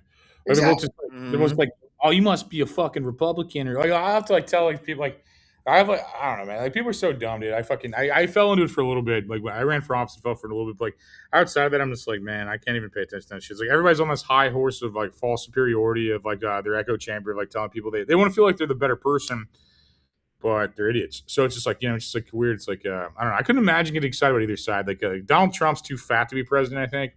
And then like probably like I don't know, like Biden was just like retarded. Like, it was just like a retarded guy, like a Roomba talking. I don't think it was. Yeah, well, Roomba's a good thing. I don't think it was a real man. I'll put that on the books. Probably not. No, it's probably Ellen DeGeneres in a mask. This is all jokes. I'm a stand-up comedian. Yeah. Oh, dude, circling back to having sex with older women. Oh, yes. Dude, hey, come when I back. was in my like, I was in my early 20s. That's how we flirt. This, That's Jamie. this fucking this lady, I was like in my, I don't know, before 25, I think. It was like, you know, early 20s. And this one lady, she just had this killer rack, you know, and I was like, damn, you know, but like she was clearly, you know, like an older one. And but she was into it. She was like trying to pick up a younger dude, you know. So like we get back to her place and you wouldn't believe it. She takes off her clothes, and then her body didn't look old. It was just her face that looked old. The whole rest of her body was just like same as it would be like, right out of high school even. How do Like you she do was a reverse? young looking lady, big tits, and This then her reminds me face of like was an I mean, episode. This reminds me of like a movie or something like that, where you like release her from a curse. Like she's like finally yeah. accepted for her face, but she has like a hot body. Like she's like released from this late night Tales from the Crypt curse. You just have to pull out or else you get the curse. Yeah, that's epic though. I don't give a fuck about anyone's face really. It's like that's fucking Yo, my uncle told me that that's epic. beauty Right? is a light switch away. Dude, yeah, you just had to blast her face and all the wrinkles went away. You have to like rub it in like, Simba on the Lion King with the little like fucking rub it into her forehead. Dude, it's crazy. There's a few different times. Okay, maybe I hook up with older women all the time. There's a few different times I've done it where it's like it's just their face looks old and then the rest of their body looks fine. And I mean, could you imagine just like that would kind of suck. Is it's just like, hey, that part of you that's like your main selling point? Cover that up because it's not socially acceptable to leave exposed. But that part of your face that looks like one of the California raisins, your whole head and how that sucks. Yeah, this isn't a burqa country, so you're gonna have to leave that for everyone to see. Hey, And, it's like they have women have to generally, not all of them, but some of them, it's just like, hey, you have to wear makeup. It's like, man, what did they do that was so bad that they have to make up for it every day? They call it makeup for a reason. They're making up for something, I guess. Ted Bundy had a joke that said women wear makeup and perfume because they're ugly and smell bad. Yeah. Ted Bundy joke. Dude, I think like I have a joke about. It's so funny. Damn, I kind of forgot. I guess this isn't like I didn't really think about how this is like an older women like type deal, but I have this joke that talks about my grandma, and I'm like, my grandma's got dementia, and at first it was really funny. Okay, we used to just like move the chair and she'd fall, or like we'd move her stuff and she'd freak out. But now she's forgetting our names, and it's not funny. It's not cool. And after dinner on Thanksgiving, we were all just sitting around talking, and she came up behind me, and she was like, "Hey, sweetheart." Started rubbing my shoulders. I was like, "Hey, Nana, what's up?" Started rubbing down my chest. I'm like, "Hey, Nana, what's up?" She goes, "Hey, Louie, let's go upstairs and fool around like we used to." My grandpa's name is Hector. Who the fuck is Louie? So like I usually do that, and that one hits pretty good, but like and then I go, hey, grandma probably does hit pretty good, huh? Dude, and so then I that one always hits good, but then it always goes really dark because I like taking things like all the way. So like after people like laugh at that, I go, "Oh, we were gonna put her in a home, but it's worth every single caregiver's check. Toothless head is amazing." And then people are always like, "Oh my god, I lose everybody there," but it's a good time. It's good. I can see that joke working. That's good. I like that, man. I visualized it being like told somewhere. I could see that working. But my favorite pocket joke or street joke, it's not mine, it's just one I've heard, is I may have a 6-inch dick, but it smells like a foot. That is hilarious. That's fucking nasty. That's so funny, dude. Oh man, we were doing a one-liner challenge. I don't know if you guys have ever like done those in like small towns or whatever, but like it's basically just like whoever can come up with like the best like one-liner joke, and it's so stupid because everybody always does more than one line. But I came up with this one-liner, and it was, you know what they say? Smells like shit, tastes like shit. You're probably not eating her pussy. And that one usually. That's gross. Dude, I like fucking people in these I go to like liberal towns and I'll just be like, and I just see how many times I could say faggot. Like basically, like in a sentence, like I'll just be like, you guys confused by all those pronouns? And they're like, what do you mean? Like, I'm like, all those like pronouns are kind of confusing, right? Like when I was a kid, we used to just call them faggots. That's and, like, so funny, dude. We'll just do like Bateman premises like that, and just like Like, what are they called again? Like these Zims or what are those called? Like, yeah, it's called faggots. Like, and I'll see how many times I'll be like, oh no, my grandma's a faggot. It's fine. Like, I'll loop them in all this, like this whole thing. I'll loop in this whole like dialogue, like mocking how like a word shouldn't be banned. Basically, it's just I'll just like loop them in this whole like fucking like monologue of it. I don't say faggot, but I say gay. Like I use gay a lot. Like I know in Pittsburgh, like you could not say the F word on stage. Like that's what they call it. It's like you could not. I get away with it everywhere. I get away with it literally everywhere. No, I know. I believe you. What I'm saying is, I do it on purpose just to see if I can get away with it. I did it when I was coming up, I was like, if I say this, I'm never gonna be allowed to perform here again. And there's only so many places that you can do an open mic in Pittsburgh. So I was like, all right, I'm gonna stay away from this. So I came up. I don't think. Okay, so like everybody thinks they're open, and I don't mean this in a mean way to people that like open mics. Like everyone else will probably disagree with me on this. Every other comedian would probably disagree with me, but fuck open mics. I literally would never do one. And like I feel like they're fucking like, to me, it's like you want to tell your competition and the bartender your fucking joke. Like that's how I feel. It's like that's personally how I feel. But I think if you have no stage time, do some fucking open mics first, probably. If you have zero at all, and you're just trying to jump on a show, I can see both sides. Like people will always be like hitting open. I'm like, dude, shows the best practice, man. I'd rather get paid to fail. You know what I mean? It's like I'd rather fucking like, that's how I feel. It's like I don't really fail, but I'm saying that. But you definitely. But I feel like with that though, like you're so like nonchalant, confident that like it probably carries like on stage, like and here's what I mean. So like you could have a person that is like super funny. Writes super funny jokes, is super funny in person when they get to know you. And the second they get on stage, like they crash and burn because it's just like the nerves. They don't carry that confidence to like own a crowd. And so that's when I like tell people, I'm like, you need to just be on stage a million times so that way you can get used to people yelling out at you, get used to no one listening, get used to just talking to yourself, get used to the timing. I feel like me starting out, I'm going to be honest with you, me starting out, absolute zero concept of time or at least like I would have a 5-minute set and I would be like, okay, I'm going to do a 5-minute set. And I would do it in 2.5 minutes. And I would be like, oh my God, what the fuck? Like, what did I just do? Like, and it's because I'm like, hey, what's up? Yeah. Okay. Okay. Like, just because I'm flying through it. And then there's other times where I'm like, okay, take your time. I get 2 jokes in and then I see the light and I'm like, what the fuck is happening here? Like, but nowadays I think it's definitely more of like, when I go to open mics, I think it's like, I want to get my wording. It's like, if I have a good idea for a joke, I want to get my wording down. And so when I write a joke, it's like this big and then I take it to this big and then I take it to this big. And then by the time I get on stage, I tell this part. I like my girlfriend is honestly like, honestly, she's amazing. She's like the dopest person ever. Because I get off stage, and she's always like, "Oh, she loves them short kings." I know exactly. But like she's super dope because I'm like, hey, like, where did I mess up? And she's like, oh, you didn't mess up. You did great. And I'm like, no, seriously, like, where is it? And she goes, okay, like, I think like she'll like rewind the video and be like, I think you said too many words here. Or you did. Girls don't know how to be funny, though. I'd watch that. Girls don't know any humor or how to be funny. You know what's so funny? The funniest girls I've ever met could never be funny on stage. Well, it's because girls aren't funny. That's like the main thing.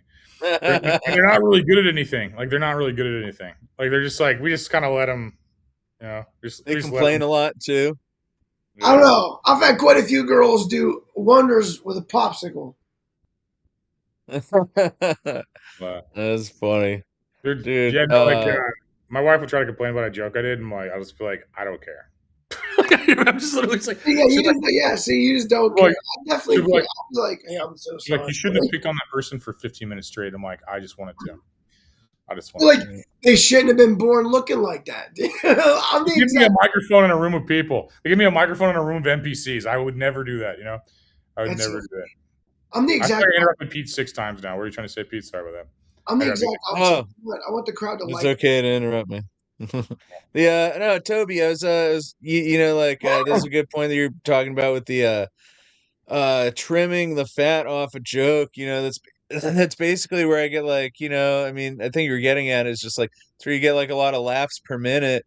It's like, oh man, like you get this idea for a joke and then it's like, it's so long and you're like, oh, Wouldn't it be great? You tell this whole story and you work it down. And you're like, you feel like you have to like say, it's like, but how will people understand unless I explain why I was there doing this thing? It's like, dude, from the most part, most of my jokes, and this probably wouldn't fit with Anthony's style, but like most of my jokes is like you get it down to like one sentence, and then it sucks to rehearse because you have so much fucking material to jam in your fucking head. Then all your hair falls out, and everyone's just like, "Wow, you look old for your age, Peter." And I'm just like, "Fuck you," And I start yelling at the audience, and then start doing Anthony's shit. But no, it's so much like if you get to the point, the joke, like my knees have been hurting me ever since I had ACL surgery. You know what that is? It stands for adjusted cock length. Now it's so heavy carrying around, my knees are killing me. This chick took one look at it. She's like, Peter, let me make a mold of your penis. I'm like, why? It's covered in mold already. Now, because it's adjustable, it gets longer and shorter. So I guess you could say I'm uncertain sized, That's clever. That's clever. Yeah, I'm not that at all. I love that, but I'm more of like I respect it a lot. Yeah, like I'm more of the story. Yeah, the storytelling where like I'm telling a story as I say the jokes, and so I watched this thing with like Ralphie May, where Ralphie May like basically explains like how to be a successful comedian or how to break down a joke, and that was exactly what he was saying. Where like you should be able to paint a picture or paint the picture in as many words possible. So like basically like he was like saying that like you don't need to say like, so I was walking up the driveway, and when I walked up the front porch, I got to the front door, I opened the door, and my buddy was standing there naked. I don't know. Instead of that, just being like, got home, opened the front door, buddy's there naked. And like it immediately, like it shaves off all that pointless time of you just talking where you lose people, I guess. But I wish that I could do what you do, where it's like bang, bang, bang, bang. I definitely I don't know. I definitely talk too much probably while I'm up there. Mitch Hedberg had the best like practice. Like he had like what you're saying, Pete. Like he had that fucking like it cut down to like a sentence or two. Like Mitch Hedberg had it like perfect. I think like that process. So like when you hear his joke, like how many years did he have to tour with that shit to get it like that? Dude, it's honestly perfect. It's perfect. Like his Bigfoot joke. Oh my god! I don't know if you ever heard. What was the Bigfoot one? So he literally he stands up there. He's doing his Mitch thing, and he goes, "I think the reason that people can't photograph Bigfoot is because Bigfoot is blurry." And then everybody laughs, and he goes, "Right, yeah, which makes me twice as scared because that means that there's a digitized monster running around." And then everybody like laughs again, and like I'm not Mitch, I can't fucking do it. But when you watch that joke, you're like, just something that simple, his delivery and his viewpoint of it is like, God damn, that's genius. How the fuck that's so far? I would have never thought to be like, Bigfoot is blurry, and that's why you can't fucking take a picture of him. That's so funny. And the reason that I'm scared is not because there's a big monster running around. It's because he's fucking blurry, and we can't see him. And that's what, like, I'm like, what the fuck, man? Genius. Oh, goodness. He was my favorite. That was definitely the guy who got. It starts with Jim Carrey. Because I was born in '89, and so Jim Carrey was huge all of my childhood. I was like, that guy's funny. I want to be funny forever. Just I can relate to the laughing. And then Mitch Hedberg came out, and I saw him on Comedy Central, and I was just like, oh my God, this guy's fucking classic. And I tried telling all my friends, it's like, you got to check out who Mitch Hedberg is. He's so funny. It's so amazing. No one listened to me. 4 years later, his album comes out, and everyone's like, oh, you got to listen to Mitch Hedberg. I'm like, fuck all of you guys. I tried telling you, like, and we're all in like high school, middle school. It's like you're making that up that you thought of Mitch Hedberg first because you're trying to sound cool. I'm like, I'll kill all of you. I will strangle you all right now with my fucking hands. Dude, it really helps having like groups of people around you that are funny or trying to be funny too. Like you can write jokes and they're like pretty good, and it always helps to be like confident in your material. And like Ralphie said in that thing, you have to be laughing about your own material or else other people won't laugh. You have to be like genuinely thinking your material is funny and laughing, and then you bring it out. And if you can't even get it out, people are like, what is it? You tell me. But then like having a circle of people around while you're writing your jokes, and then like, you know, respecting when people want to like give you a tag or something. You know, I do this joke talking about like I want an app for crazy chicks because I bang crazy chicks. You know, why don't they have something for me? Like I don't have one where I swipe based on what their bedroom floor looks like, you know? And I want that. I need that. And then I want an app called Crazy for You. And then this one comedian, Jackie Pearl, she actually passed away just a couple months ago. And it was a big deal in the Sacramento scene. Everyone loved her so much. She gave me the text. She's like, "Oh, what about Unhinged?" Right? And I was like, "Oh, fuck, that is good." You know, That is good. Now she lives forever in my set. You know. Yeah. Unhinged. Why wouldn't that be an app already? That's a great app name. Genius. Unhinged is one of them funny as hell. Yeah. And then they side swipe you. You swipe based on what their bedroom floor looks like, and then they side swipe you, and you got a match. Should I just do my whole set? You guys just click mute. I need 30 minutes. Fucking dude. I was on the dating app thing, man. I remember just being like broke, like living in my parents' house still. And then I just like take pictures in front of like expensive shit to make myself look rich, just like begging these girls. I would just like rent limos or something like that, like every once in a while, like partying like limos, like. But I had like no money or no place. I lived in my parents' basement, like still. Like I was just like had no future at all, and I just kept doing shit like that. Like no, everyone just like no one thought I had a future at all. It was like it was maybe been right, but it was just like but no, it's just like we're just riding on drinking and limos and shit. I had so much fun like that. And you could pick up so many girls in a limo just for no reason, and then just be like, and like we picked up like this entire group of girls, and they're like it's my birthday, and I'm like, well, my every day is better than your birthday. I just like say crazy Kanye West lines at them all the time, you know what I mean?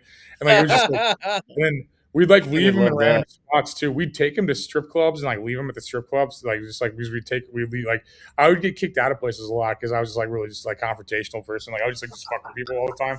Like, I mean, like, and all the security guys are usually smaller than me, so it's just like hilarious. And like, and I don't know, it's like I don't know, like I remember like just strip club shit, like you're at a strip club and you bring like all the girls to your strip club, right? So you basically checkmated them immediately, like socially speaking, like and psychologically speaking, they're like, what the fuck? There's like now like 20 girls that are probably arguably hotter that I just swooped from like some other place, and like with a limo, and then we go there and then you take over the entire thing, and then like I would just like just drink all that. Like some dude I remember the last time that I did that. This dude like tried to fucking make fun of my shorts or something like that. He's like, how much are those shorts? Like $12. I'm like, probably like $4. I don't know, but I'm like fucking like Goodwill or something. I don't fucking know. Like, you know, and he's like, and he's just like, I just bought all my clothes like that. And he's like, what do you say? He's like, said something like, you like try to make fun of me. And I'm like, I brought like fucking 20 girls here in a limo, and you're just fucking some loser. You know what I mean? Like, why do I give a fuck what you think? You're like so pissed. And then he wouldn't shut up, and I started punching him in the face. And then they kicked me out. They kicked me out for punching him in the face because he like wouldn't shut up. It's like you're running laps around this guy in life, and he like won't shut up. He's like fucking focus on your own life. You know, that's how I feel. If you're ever like making fun of a guy that brought 20 girls in a limousine to the fucking party, you should probably worry about your own fucking life. You know, that's how I feel. But like I'm like married now, so I couldn't do that. And I'm like Christian and married. I'm like old and fucking sold out and like you know. But it's like but I'm saying back in the day though, man, like holy fuck, I was like an angry fucking dude, you know. And like would have loved to met that guy. Would have loved to meet.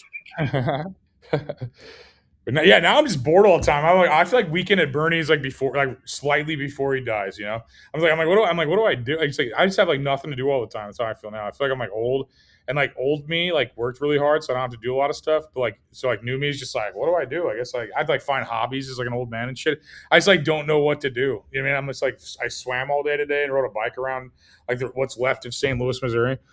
And like, I don't know, it's like I don't know, it's just weird. I live like a tourist every day. I feel like I don't even know what to do. It's like, and it's not like I'm rich. I just have like no. Like, if you have no bills, it doesn't matter. I have no kids. I have no college debt. I got no fucking mortgage. I mean, it's like, so it's just like, you know what I mean? It's not like I'm rich. I'm just like free. Like, you mean, it's like basically, and it's like weird because like now I'm just like, okay, I somewhere in this thing my bullshit worked. Like somewhere in from like first start saying it at 16 to being 40, somewhere in there it started to work, and now I'm just doing whatever. Now I'm like, whatever sounds fun. I'm like trying to figure out what the fuck the next. I think go to Chile would be cool. Like streaming out of Chile would be cool, and bring like people like you guys that are fucking fun. I just bring like fun people who don't like, I don't know, people that don't do drugs probably. 'Cause I don't get arrested in Chile, but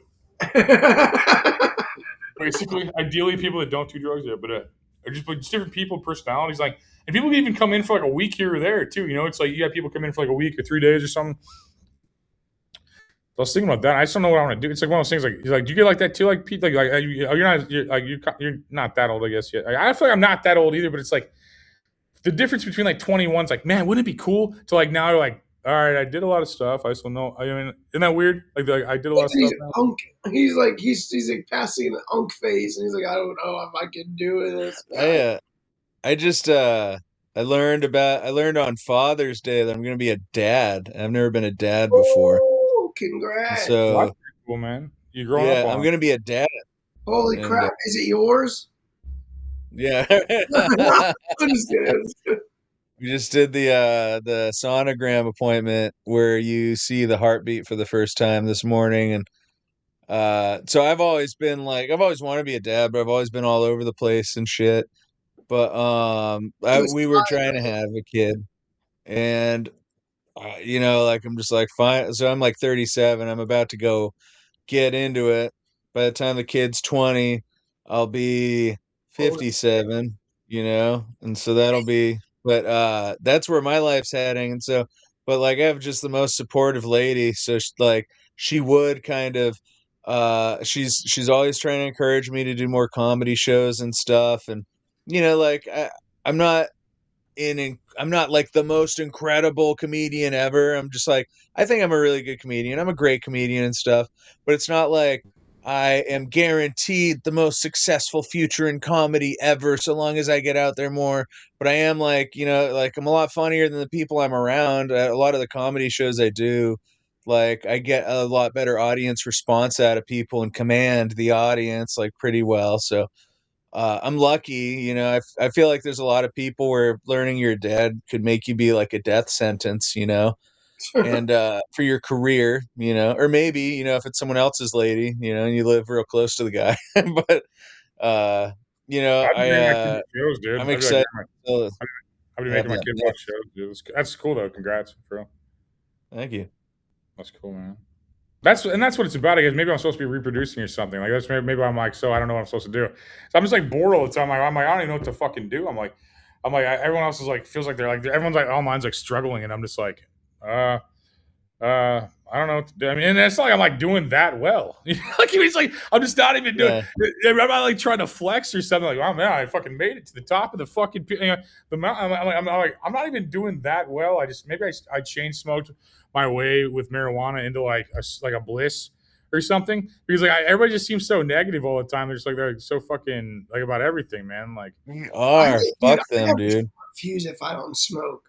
Like I don't smoke, and then people are like say some stupid shit. I notice that I get so much more angry. I'm like, oh, that's fucking stupid. Why the fuck would you even talk about that? I'm like, oh god, people are so dumb. And then I'm just like, and I'm like, you know what, dude, people are fucking stupid, and they're just gonna be stupid, and I'm just gonna go to work anyway, whatever. Yeah, dude, that physical fitness where you're describing, Anthony, where you're like, you said you're riding a bike and swimming and stuff. That is definitely what you should be doing in your situation. That's what I've been doing. Is like I just spend an hour a day on that elliptical runner and just hang out and just look at the garden, and like I take care of chickens and stuff, and just staying active and stuff. That is definitely what's up, and it's what those pissy people, it's what they don't do. They stay inside, they have their shades drawn and stuff, and it gets to them, but then they're like in denial that they're actually doing anything to cause their own sadness, and then they project it on other people, you know. And like there's oh man, there's so many people. They're just all like convinced, like they just hate. They just hate outwardly. And like to kind of bring the idea of like, hey, have you tried just feeling peaceful and joyful, like as your first step out the door in the morning? And then like, who cares if shit that's good happens for you or not? Just enjoy your life, but like you're responsible for your own joy and betterment, And so it's like, one thing that'll do that innately is to get out and do some physical fitness. Just try and walk down the road a little bit. I've had like, it's even related to comedy where like I've been depressed and I've been chilling inside. I'm like, you know what? Fuck it. I'm going to get out. I'm going to go do something. I'm going to go to the bank or I'm going to go to the store and get this. I'll run into a friend at the store. They'll be like, hey, can you actually perform here at this thing? I could use a performer. It's like, shit, now I have a gig when I was going to just stay inside and be like, oh, today sucks. Maybe I'll try again tomorrow. But then like I'll get my cardio in. I'll run into someone I haven't seen in forever and I'll get another gig. And like this gig I'm doing at Eclectic Farms and stuff, that was like one of those gigs where it's just, if I didn't get out and just trust the universe that I was going to have something nice happen to me because I had just put myself in the hands of fate in the universe, I wouldn't have nice things. But knowing that I just deserve a better future allowed me to have better opportunities, even though I had no plan directly for them. It's just getting out there into your community and allowing things to come to you. That's what will gravitate awesome things to you and for you and with you. I agree, man. A lot of time I leave my house, I find more stuff too. Like sometimes I hide away from the world, and I was like my wife's in Miami right now, so like the first like 2 or 3 days she was gone, I like did not leave my place. I did not answer my phone. I did not do anything. I'm just like, you know what I mean? I'm just like trying to fucking just like enjoy like my own thoughts, And he's like, I'm around people too much, and everybody gets like way more fucked up than me. So everybody's on like coffee or cocaine or fucking drunk around me all the time, and I'm just like really stoned all the time, but not like that. I mean, I'm like you know what I mean? I'm like more reflective and stuff. I think these days. So I'm just around all these people, and I just feel like get off my lawn, like all the time. I just feel like get off my lawn, old. Like that's how I feel right now. It's like everybody around me is a fucking like 8-year-old, and I'm like their babysitter that's not getting paid, and I'm like trying to have fun, like they try to like for example 4th of July, they're like, hey, you want to go to a castle party? And I'm like, that sounds awesome. Yeah, I'm gonna go to a castle party. I go there, and I'm like, oh yeah, I'm 40. I forgot that I'm like fucking old. I forgot that I'm like this isn't like what I do anymore. You know what I mean? I like make fun of this shit now. It's like I feel like it's like you know what I mean. And I'm like as like a kid, I'd be like, where's the cocaine at? I don't do cocaine in the castle. But then I was like, where's the kitchen at? Because I'm like fucking old. So I'm like, where's the kitchen? I'm gonna go straight to the snacks. I mean, they had good food. It was fun, but it's like when he's saying, I don't want to sound ungrateful of like, I feel like I just like would complain about paradise type vibe. Like that's what I kind of feel like. But I go there and I'm like, and it's fun. I'm glad I did something. But it's like, man, I just like would much rather hang out with myself sometimes, and just like fucking like watch DVDs or fucking just like think about other shit, create something cool. Work, you know what I mean? Do a stream, even if fucking 8 people are watching. I love these 8 motherfuckers. Like, I don't give a fuck. I probably know every one of these motherfuckers watching. And like even a stream like this is fucking awesome. Like I remember like when I first started out, if I had like 8 streams, if I didn't have like 200, I'm like, fuck this, I'm not doing this right now. And I'm like, I don't fuck these 8 I probably know every one of these motherfuckers watching right now. It's probably a more personal thing than people watch it. I mean, I don't know. I'm just saying like some days a fucking million people watch something, some days 10 people do, and that doesn't define anything. It's just a business. You know what I mean? It's just like we're just constantly pumping out content. It's just like it's a constant flow. You just stay consistent. Like, you think I didn't want to stay in my fucking hot tub longer? So I was 10 minutes late today. I'm like smoking I'm smoking in my hot tub. I'm trying to get going because I got this kid. I'm explaining to this kid how I'm waiting for this guy to explain how a camera works. I'm fucking doing all this other shit while and I'm just like trying to, I'm just trying to be in my hot tub the whole time. That's all I'm trying to do. And I gotta teach people how to use cameras because I don't even know how. I have to teach people things that I don't even know. That's how I feel. It's like I'm just like learning things I'm learning things just to teach it. But I'm hyped though. I mean, honestly, like I feel like I have too many decisions, which is good. Like this is just fun, like bullshitting with like people that we just post on Facebook. Who wants to be on? You guys are like, I'll do it. I'm like, just cool. Makes it more fun. I had no plan at all on purpose, and it's more fun. I don't know. I just got tired of being overbooked, man. It's like every week was like, I got this for sure, but it's like I got the time to fill. I'll make sure I fill this time no matter what every week. But it's like outside of that, it's like I don't give a fuck. It's like cool. You guys are both killing it, man. Sounds like you're having a kid, man. Pete, that's fucking cool. Name him Adolf. Crazy, right? That was my favorite. My grandma's name was Adolf. If you respect my dead grandma at all, you should name your child Adolf. But no, congrats. Adolf, a woman named Adolf. Oh, you don't think women could be named Adolf? You're one of those like fucking sexist. I don't know. It depends when they got this transitional surgery, really. Yeah. Adolf. Her name was actually Did you Adolf. spend some time in Argentina, perhaps? Dude, Adolf Hitler was trans. That's what. Yeah, That is Adolf. what they say, at least. Oh, you That's didn't know? You Yeah, didn't the know Jews didn't want Hitler you to was know trans? that. The Jews didn't want you to know that. I feel like you can take anything and blame it on the Jews right now, and people just believe it. So it's kind of convenient. I just want to be like, all of the mistakes I made as a child weren't actually me; they were the Jews. It So I was just- the Jews. The I'm Jews like, did anytime I had bad credit or did anything wrong, it wasn't me; it was actually the Jews. And I'm actually a Jewish Oh my supremacist. You can't get mad at me. I think they're the perfect people. I think they're the perfect race and perfect people, and I hope they kill us all. Jesus Christ. That's good for a comedy set. Just be like, just keep circling back. And there was the Jews. There's Yeah. the Jews though. The Jews. One time I fell down the stairs, but then I found out it was the Jews. It's like Yeah, exactly. what, You could do that for 40 minutes, dude. Just Jews. Dropped out of art school, like, left Austria. Man is a bitch, she big fat bitch, she's the biggest bitch in the whole world. I used to love that movie, dude. Like, that was from the South Park Peter Longer Uncut. Yeah. I used to love that movie. Casman's a Jew. We should probably get out of here, and I gotta go do stuff. You guys are busier than me, probably. You got a kid. You gotta go fucking stack your bread. You gotta fucking. Oh yeah. You gotta fucking get that college money, bro. You gotta get that college money together, dog. Yeah. Congrats, for real. That's right big on news. that. That's big news. And what movies were you in, Toby? You in fucking movies and shit? That you guys want to plug some shit before we get out of here? Then let's see end this shit. Hell yeah. Follow me on anything, everything, Toby Taylor Comedy. I was in season 3 and 4, Mayor of Kingstown. I'm in the new movie Comeback King, Judd Apatow, Glenn Powell. I'm starring in an independent film shooting this next week, called The Fifth Year. So check that out when it comes out, and you can catch me in Atlanta or online. If you want to book me, hit me up, please and thank you. Toby Taylor.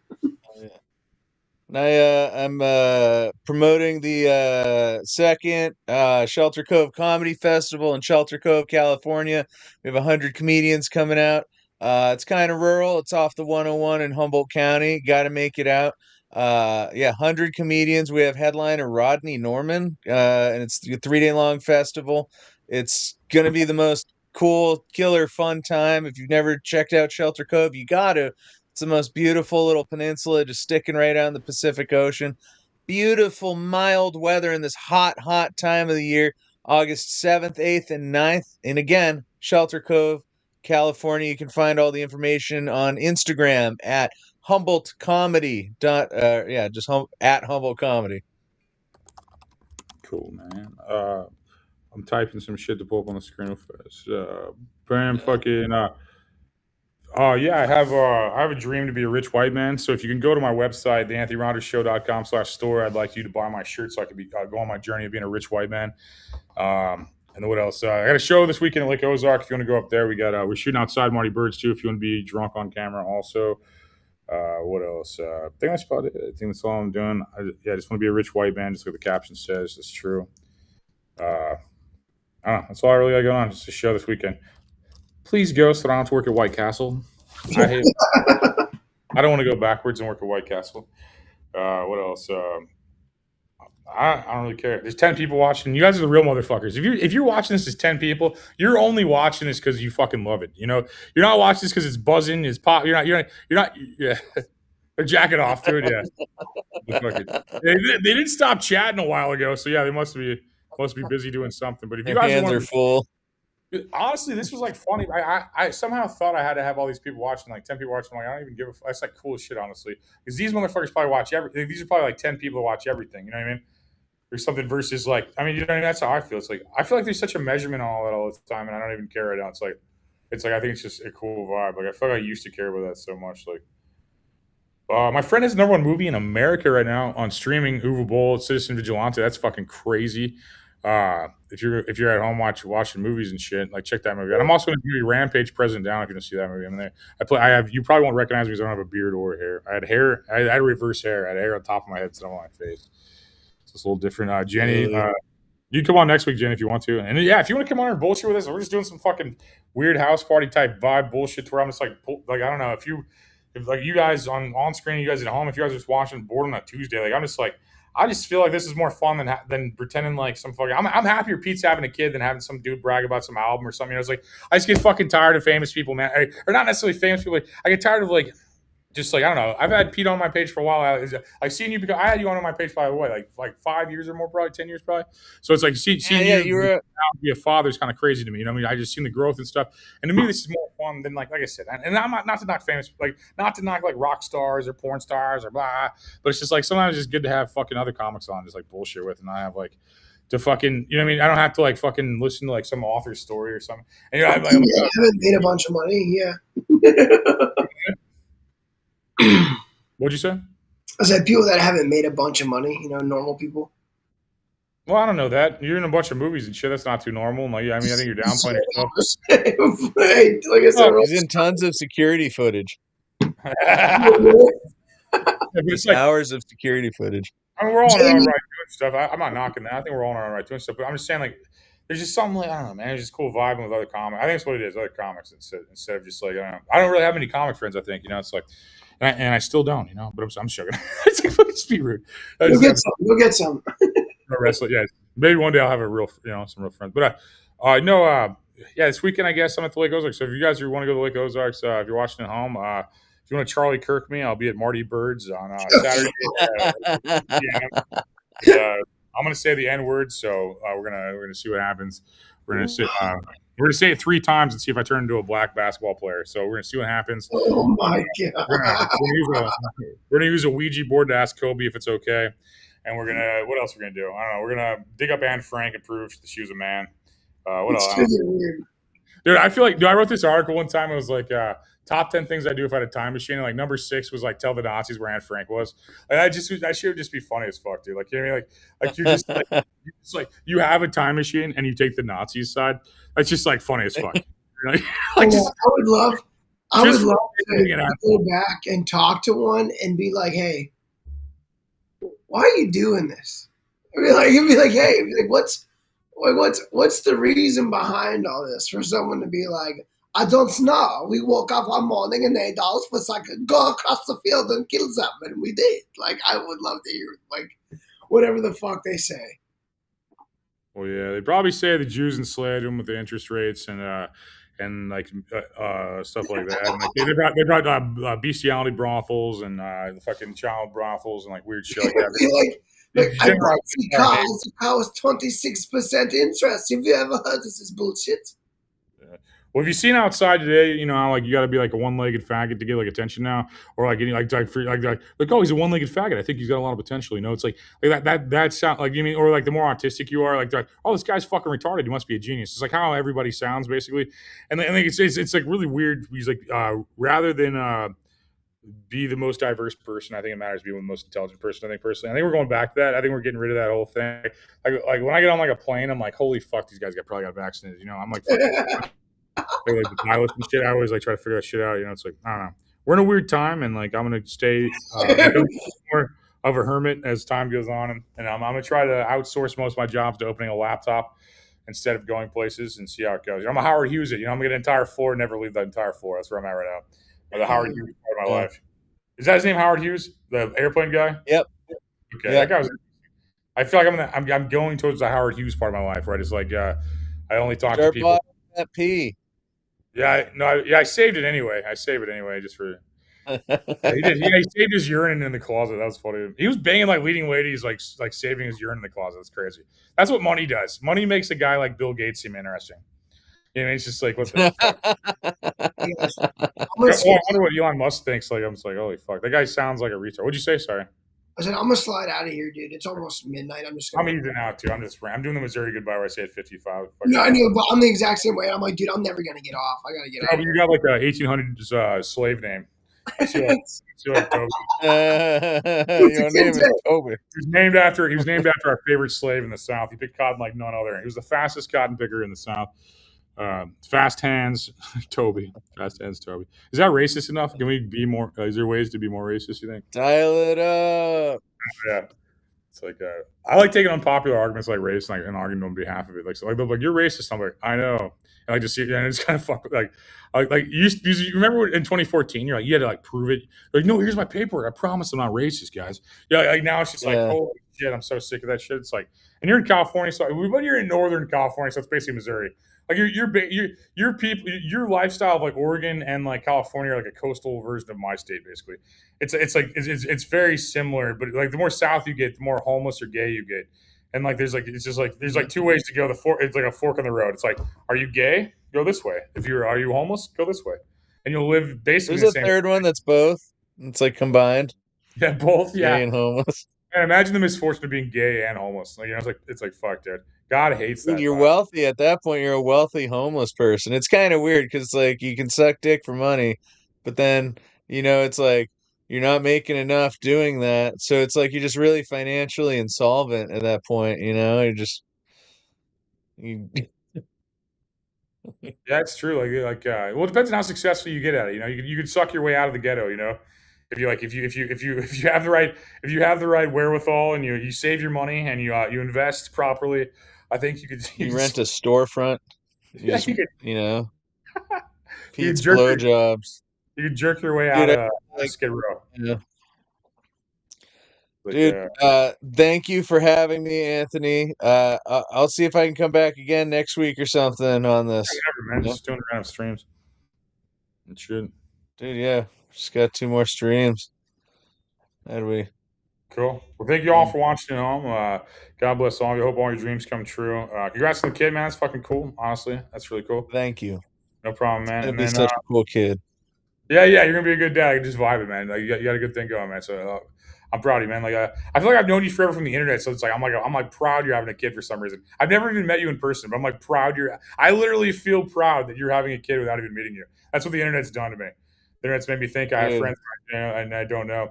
But I'm just saying, like, but no, I'm happy for you though, and like, yeah, if you're watching at home, fuck you. I hope you just do better. Just like do a little better. I see what you're doing right now. Just try harder. That's all. I want to be one of those guys where it's like I'm gonna make like a character where I just like pretend like I'm a billionaire and just like tell people what to do all the time. Like, take my course. You don't get rich, take my course. You don't get rich, fucking take my course. Like they're like, well, I can't afford my phone bill. I'm like, dude, my course is more important than a fucking phone bill. You want to be a billionaire or fucking call or let the haters call you? It's like, fuck, dude. I just want to do a fucking character like that. It'd be funny as fuck. Like, just do like some like have a bunch of captions and like weird workout routines and shit to fuck with people. And it's like, I bet I can get a bunch of dumb poor people to do a bunch of dumb shit to think they'll get rich off it just because it's funny. Like basically like Tony Robbins for the troll. Yeah. Like Tony Robbins isn't in on the fact that he's a hack. You know what I mean? I would be in on the fact that I'm a hack. It would be like the only difference. I would just be like I don't know. And then like you could probably get them to kill themselves. Like what's that? Marshall Applewhite's cult? What was it Heaven's Gate? Heaven's Gate. Yeah. The OG cult. So you get. I bet. Like imagine the level of fun / bad karma you would create if you just created a cult just for the fun or infiltrated a cult. You could probably infiltrate the Westboro Baptist Church right now because they don't like Fred. Fred Phelps is passed. He was like the outspoken one, and they have a bunch of girls, but nobody wants to hear girls talk. So like if you just went in there and like infiltrated it and be like God hates faggots, you fucking queer. You just went in there and just fucking fuck with these people, dude. I bet I could talk in like circles and just like bait people into joining my cult. And like they already have the best domain name, God hates faggots or whatever. Or God, that's the best domain name ever. That's like literally. I gotta type that in. I want an email, Anthony@GodHatesFags.com. I'm like, hey, yeah, hit me up at Anthony@GodHatesFags.com. It's just a personal belief, but no, I think I could troll people. Like if you take over that church, you could do it just to troll people. Like that'd be a great documentary. All the emails. Dude, if you want your email to say this, $50 a month, you can have anything you want at GodHatesFags.com. Dude, yeah, no, people like us would buy that for sure, just for the joke. But I feel like I could take over the entire church. I feel like I could literally just go in there and bullshit everybody and take over the church. I don't want to because I think it's not a good thing to take over a church if you're not, if you're not like being righteous and shit. But but I do think it would be fucking hilarious as a documentary. Like I had this like Juggalo idea too. The Gathering of the Juggalos is at Lake Ozark this year, which is an hour and a half for me. So I thought about infiltrating it because I could basically just take the river to get there for free because like they're only checking like I know the land really well. So I basically just get in there and I want to do this thing where I do like voiceovers while I'm getting like Juggalo painted, and I'm gonna infiltrate them dressed like them, and like dressed like a juggalo, and be like I'm gonna infiltrate one of America's most dangerous gangs, the Juggalo, and just like do this, and then infiltrate them. You have to act just like I'm gonna make it look like my grandma drops me off, because like that's like they all get dropped off by their grandma because they're poor, and like and just like, and I think it'd just be fucking funny as fuck to do shit like that, just like infiltrate like them, and then I just go around interviewing people that are like inbred and shit and kind of fucking retarded, and then like just see like what the fuck I can get out of it, like content wise. That would be dope, dude. Gathering of the Juggalos. Shit, we should try and get spots at that, you know? Dude, they just throw condoms at me and shit. I'm not doing that shit. I'm not gonna perform there. But I think like I've seen. You ever see Teal the Kill perform there? No, I didn't know she did. That would be interesting too. I thought she died. No. No, she just stopped being she stopped doing demonic shit and evil shit and stopped being famous. Basically, what the fuck was Teal Tequila? That's what she told me. I had her on. She was my Facebook friend for a little bit. Teal Tequila gathering. I'm gonna pull this up because it's fucking insane, and I don't want to ruin it. Tom Green saves Teal Tequila. Oh man, okay. Where's the actual video? It's just a bunch of people talking about it. Okay, so I'm trying to find it. She was like one of the MySpace. I talked to her when Forbidden died because I thought it was crazy. You remember Forbidden from MySpace? No. She was like this blonde girl. I'm gonna pull that up actually. She was like the hottest girl on MySpace or some shit. Hang on, you might recognize her. Forbidden. She had like some dumb fucking like clothing brand called like something. I don't know. It does sound slightly familiar. You remember this fucking lady? Christine Dulce. That sounds familiar. She looks familiar. Yeah, she had like the most MySpace or something like at one point. Her and Teal Tequila were like killing it.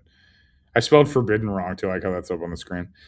But no, she like just drank herself to death. She was like really famous, and then the entire world went to fucking Facebook.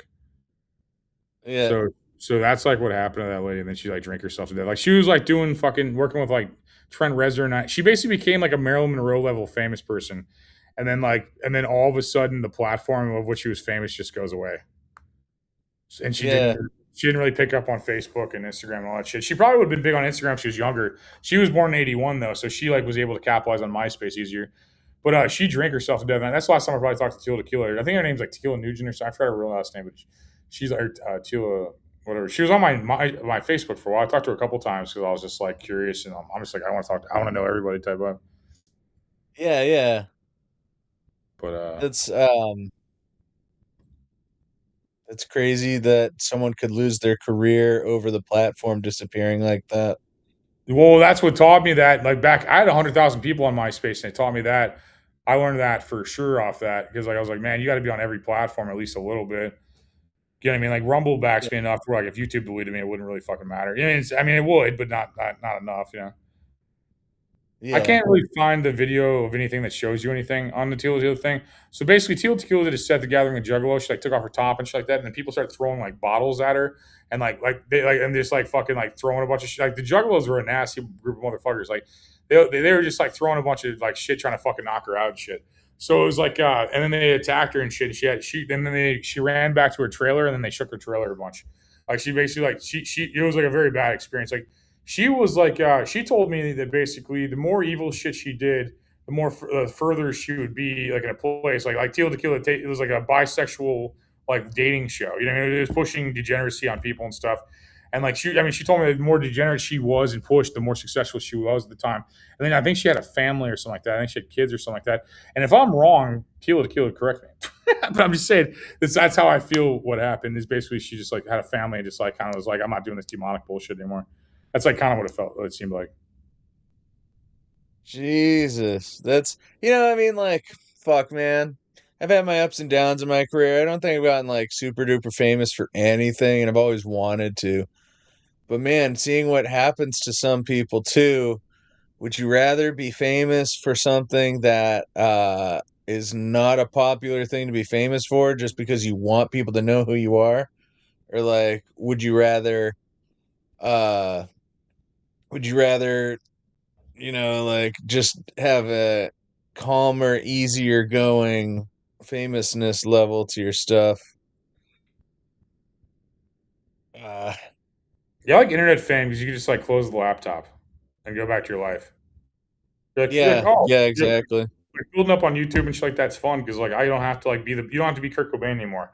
You don't have to go somewhere and everybody knows who you are. Like some people know and some people don't, and that's fine. You know, it's like I like that level better, honestly. Or maybe I'm just saying it. I'm not trying to be in like loser denial. You know, I feel like I could.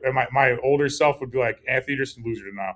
But I feel like like I remember my younger self would just roast me probably for like what I just said. But I feel like I don't know, man. I like the internet level where it's like you build a cool community of people and you fucking have a lot. You know, it's like more about not being bored and really and like more than anything, and they not having to have a job for me mostly. It's like I never want to have a fucking job and I don't want to be bored, and I'm just like trying to run that as far as I fucking can, and I think that's where I'm at. You know, and that's Yeah, tonight's it's that unique value proposition where it's like, am I bringing something to the table valuable enough for people to give me money for it while staying in my comfort zone where I'm not doing something crazy difficult to do, you know? Yeah, and Like, comedy's just one of I the just things do I the do. easy shit. It's fun. It's just like a fun thing. I like doing it. I don't know, really know. It's not really something I do for money. I do it for money, but it's like not something I do for, you know, it's like I'm gonna do all these shows so I could be a trillionaire. You know, it's just like it's just like a dumb plan to get rich. But but it's like I think I have business and other things that make more money. But I think that's like just a fun thing to do. And I'm probably a better, bigger podcast than I am comedian. You know, what I mean, I feel like I'm not really that big of a comedian. You know, I'm like a bar and grill level on purpose comedian. You know, I'm doing some theater shows down like Florida and shit, and like some East Coast shit. But it's like, I mean, it's like I'm not Dave Chappelle. I'm not like Joe Rogan. I mean, I'm not delusional. You know what I mean? It's like, but I think like those people have AIDS, so it doesn't matter. You know, it's like, and Dude, there I was doing like, this I was doing the show in Santa Rosa, and I told my buddy, he was hosting it right before he went on. I was like, "Hey, when you bring me on, say this next comedian has AIDS, and that's it." And then he's just like, oh, "Okay, cool." And he goes on and bombs his tits off for 25 minutes, and he goes, "All right, this next comedian told me to say this." I'm like, "Don't say that now.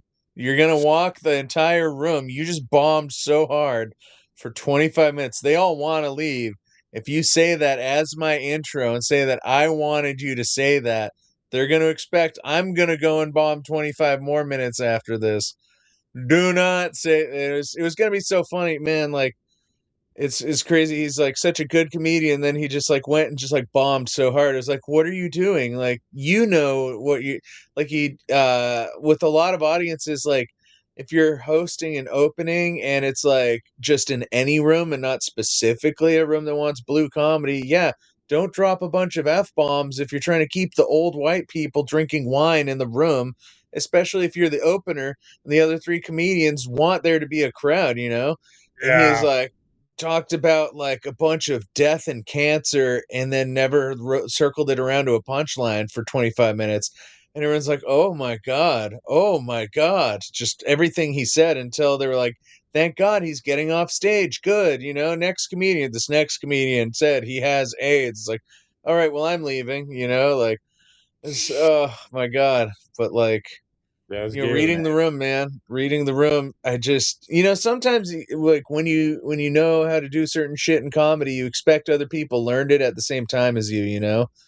But like people it's really, I had a tough time reading rooms too. And I just assumed that like other people, everyone else knows how to read a room. And then they get out there and then like I'm just like, "Hey, can you open? Can you host?" And you know it's like, you know, I can't be the headliner and host, you know, so I need to pick one. It's like, am I the headliner or am I just a really good host? And I guess it's like sometimes better just to have like your opening act is great, and every time you host between the comics, that's great, and then the headliner is just some random person and everyone's like, oh, weird, they should have had the host headline. It's like, would you have stayed? No, I'll just open with my good material and people will like that. It's just so Yeah, hard to produce shows. And then it if is. you don't produce shows, someone else is going to fuck up the show really bad. It's like, you know, people, there needs to be more money in comedy. We need to just summon it out of the ground, out of the sky, have it rain down, be like, hey, this show tonight has a $1,500 budget and everyone's a nobody that's on it, but we're all getting paid $200. You know, if you don't do well at this show, you're not getting $200 next time. You know, you just waste the $200 on someone. and be like, no, I'm never booking you again because I paid you $200 and then you were fucking garbage as a comedian, you know? And just like incentivize people with money. And then if they don't want that, they don't like that, fine, sorry, you know? It's like, there's not enough money in the shit. And then there's so many open mic comedians out there that are just infiltrating the what do you call that, the landscape, you know? And then they're like, hey, I do comedy. And it's just like, there's just so many bad shows out there that it's really just like, imagine if every time you turn on the TV to see baseball, they were the worst baseball players ever. And then once in a while you see a good game, but most of the time, like 1 out of 13 times, maybe it's good. And then the rest of the time, it's just the worst game you've ever seen. You're like, why am I watching this? What initially drew me to this? And it's like, initially when we just had like Comedy Central and that's it, just bottlenecking the entire industry. You only got to see the cream of the crop. Comedy was a sought after thing. It was nice and cool and you could get money doing it. Right now, less so much the case. Everyone's got an open mic. No one's making money. And everyone's willing to tell you, oh, I can headline when they can't, you know? Yeah. Not that I'm complaining. You know? Speaking of comedians making money, you should get Rumble Wallet. We hear a lot about crypto, but here's the part most people miss. Crypto was created so you could actually own and control your money. After the 2008 financial crisis, Bitcoin was designed as an alternative to banks. So instead of a bank holding your money, delaying transfers, or limiting access, you're in control. And if you've ever had to wait for a transfer to clear, you felt that problem. Now, fast forward today, everyone's heard of crypto. Getting started still feels complicated. That's exactly why I use Rumble Wallet. It takes all the complexity and it makes it simple. Choose what you want: Bitcoin, dollar-based stablecoins, or even digital gold backed by real gold. No complicated setup. It connects with MoonPay, so you can use your credit card, debit card, or bank card. Be up running in minutes. Once you're set up, you can even support your favorite Rumble creators like me directly. So do this now. Don't do it.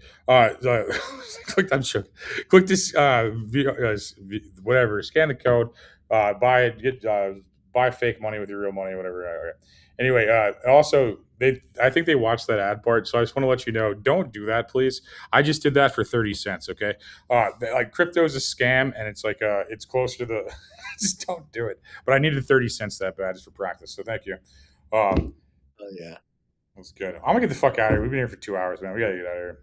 But, dude, we'll see you, Anthony. I'll see you again soon. And I swear, I'm gonna come out and do some shows with you. And let me know if you want to come out here, and I'll get your shows. I'll get your shows together. We'll just pick a period of time. Cool. Yeah, I'm down, man. I'll do some shows. Do some touring and shit. Be funny. I'm down. Try. Hell yeah. How do I get off this? Try the best coffee you'll ever have. You deserve it. Drink better coffee. The AnthonyRogersShow.com store. Try the new s'mores flavor.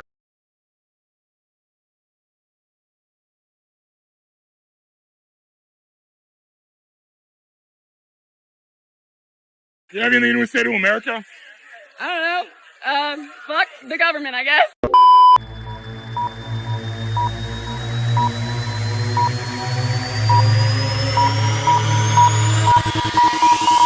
You will watch the new Anthony Rogers comedy set on Soapbox via MetaQuest. Yes, we just interrupted the Anthony Rogers show, but I promise it's worth it. Anthony came into Atlanta, came into our system, this is no AI, and he performed a comedy set that is now turned into a hologram that you can walk around in your living room, sit down, listen to him say some of the craziest shit ever. You gotta check it out. Hi, my name is Anthony. I guess I do comedy today. I was kidnapped by this company called Soapbox, and they told me to talk to you guys. They're going to kill me if I don't do a good job, so please clap. You can download Soapbox free on the MetaQuest app now.